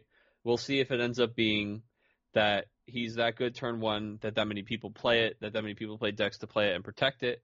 We'll see if, when people do that, if we do hit that critical mass, if certain answers become good enough that if everybody doing those pushes it back in the other direction. I think that there's room for both of those things to happen. I think it'll be interesting to see how this evolves over time. Yes. I think the meta has everything that it needs to make Neo X Death a healthy part of the meta that is not dominating. Yeah. You can play Famfrit, you can play Fenrir. There are options that will kill him at advantage that right now they're too narrow, so you don't play them. If Neo X Death is everywhere, you play them. But I think that Neo X Death is this boogeyman, right? It's this card that you need to have a game plan for. You need to be prepared for your opponent to turn 1 him.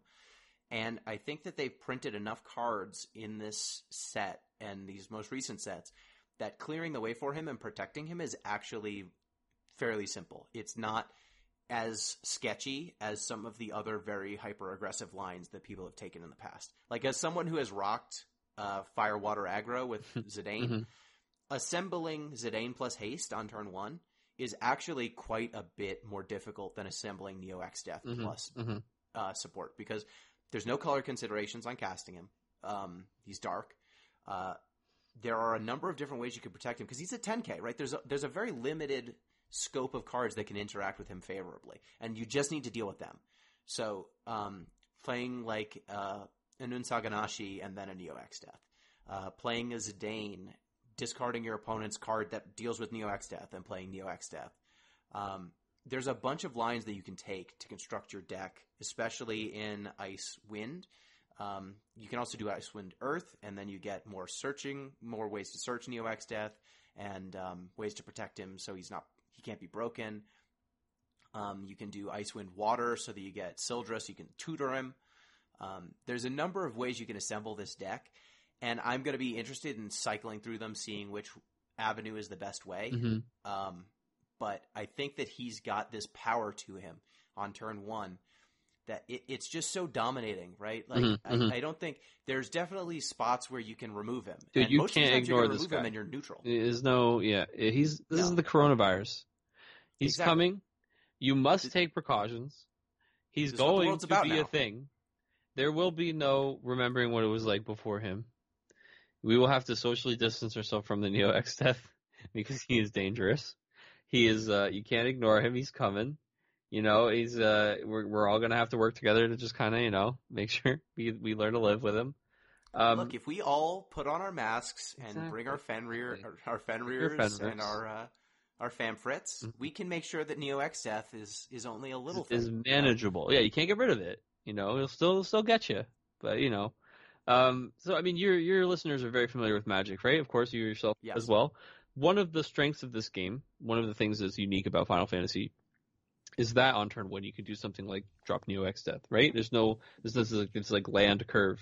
It's not like I can only Yep. play my one drops. It's You can hey, YOLO. time to YOLO my bomb Neo X Death, right? And I think that while that exists, we saw this with like Veritas sometimes, but even Veritas kind of wants the opponent to have played something first, right? It really does. It really does. So Neo X Death is maybe to me the first time that genuinely that has been the most explored to that extreme of like, okay, where is the payoff for our game being able to do that, right? Like Golbez was one of those things actually. So never mind. I will say Golbez is definitely one of them. This is like, hey, on turn one, now instead of just, all right, land, one drop, go, land, one drop, your turn, land, go, instead of backup, go, backup, go. It's like Neo X Death. Oh shit. All right. Well, now I have to think about removal for turn one. I have to think about like good turn one plays isn't just the 12 out of my 16 backups. Good turn one plays is like even cost removal that doesn't totally blow me out if they play Neo X Death, things like that.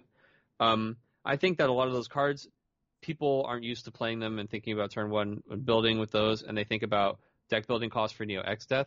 The nice thing is, it's outside of very specific things like Fenrir, but even Fenrir, right? Things that are good against Neo X Death, incidentally, are also just good against other problem cards. It's like, oh, you play Fenrir's because Neo X Death is really good. It's like, well, guess what? If they're not playing Neo X Death, you're still well equipped to deal with Kadaj or Lena or whatever light thing they're doing now. Alexander, which you've been hearing me talk for like 3 opuses about people should play more Alexanders. They should. It's a good card. Yeah, is great in way more situations than just this. You'll be rewarded in other ways for playing it. So I think there's counterplay to it. I think it is that strong. I think it does deserve and demand that respect, but I think that it's going to just make turn ones more interesting. There's more lines, there's more angles to it, there's more to think about. It's not as mindless on, playing your turn one or building your turn one. There's more risk reward associated with openings, and that's really cool to me. Yeah, and I think that there might be a sub game of like, okay, I think my opponent might be playing Neo X Death. Is this a keepable hand? Mm-hmm. Yeah, there is that for sure. In tournaments with open deck lists, that's what's going to happen. Mm-hmm. Like if your opponent's on Neo X Death, you better have 2 answers. Yeah, or have an answer that's really not favorable to be interacted with. And like that is a space that we're not currently exploring. So like, let's spend a little time exploring that space before we freak out. And if you want to deal with this card, might I suggest some sort of lightning deck with a lot of Odins? Yeah, I mean, if you're playing Nyx, you're happy to just Nyx turn one this guy. Nyx, Gilgamesh even is, Gilgamesh is more even, but still, you can have the ways. Even in just my sealed, my limited pool, right? 3 5-cost Ramus that kill an active guy, 2 Kujatas, and 1 Gilgamesh. So, 6 answers in a 40-card deck. It's not impossible, right? It's just good. Good. It's just good. All right. Well, I think with that, we've reviewed this set. Ooh, thank you once again. This is going to be a good listen. This is fun to talk about. Yeah, I love this set. Like, so many cards here just enable an archetype. Mm-hmm. Like, Bart's, that's an archetype. Mm-hmm. The XYZ, that's an archetype. Enkidu, Gilgamesh, that could be part of an archetype. Ash, every dual legend is an archetype. Snow might be a thing. Snow. Who knows? Yeah, hey. The Emperor, he demands a deck if you want to play him. Like, Mono Ice gets a buff. FF9 gets a big buff. It's time to bring Magissa monks, samurais, ninjas, dragoons, and knights all back into the shop. Princess Goblin. Yeah. Let's get light cards. Princess Goblin's good. I've been playing Princess Goblin. See, in Multicolor Warrior of Light, play Varina, search for Princess Goblin, play Princess Goblin, search for Wall. Then play the Wall later, lose the Princess Goblin. Not so bad because you want to clear those backup spots for like Sarah, Princess Sarah, all that stuff. So. Yeah, so this set might have... This in Opus 11, I think, had the most, like, this one card will make unlocks an archetype. Mm-hmm. Opus 11 also just had so much support for things. Like, the fact that in Opus 11 they gave us all those 3 drops that find the off colors, or find the cycles of colors, and now we've got the dual color cards. like that those hit really interestingly. You know, it's like all that stuff is so well done. It's going to be really cool. I've already, you know me, man. I'm in the lab. So am We're I. just building. We're just building. It's going We're to out be a here. good time. People, I got likes. That's right. I got favorites. That's out right, here. guys. That's right. All right. Well, thanks, everybody. If you want to get in touch with the show, you can do so at deeplistenspod on Twitter, deeplistens.libsyn.com. We've got our comment sections and deeplistenspodcast@gmail.com. You can hit us up with emails. You can also support the show on patreon.com/deeplistens. Get access to the Discord. And, John, if people want to follow you in the RVA Returners, one more time, where can they find you? You can find us on Facebook.com/RVA Returners. Listen to the podcast on SoundCloud.com/RVA Returners or head to RVAReturners.com. All right. Thank you. Till next time. Peace. Bye.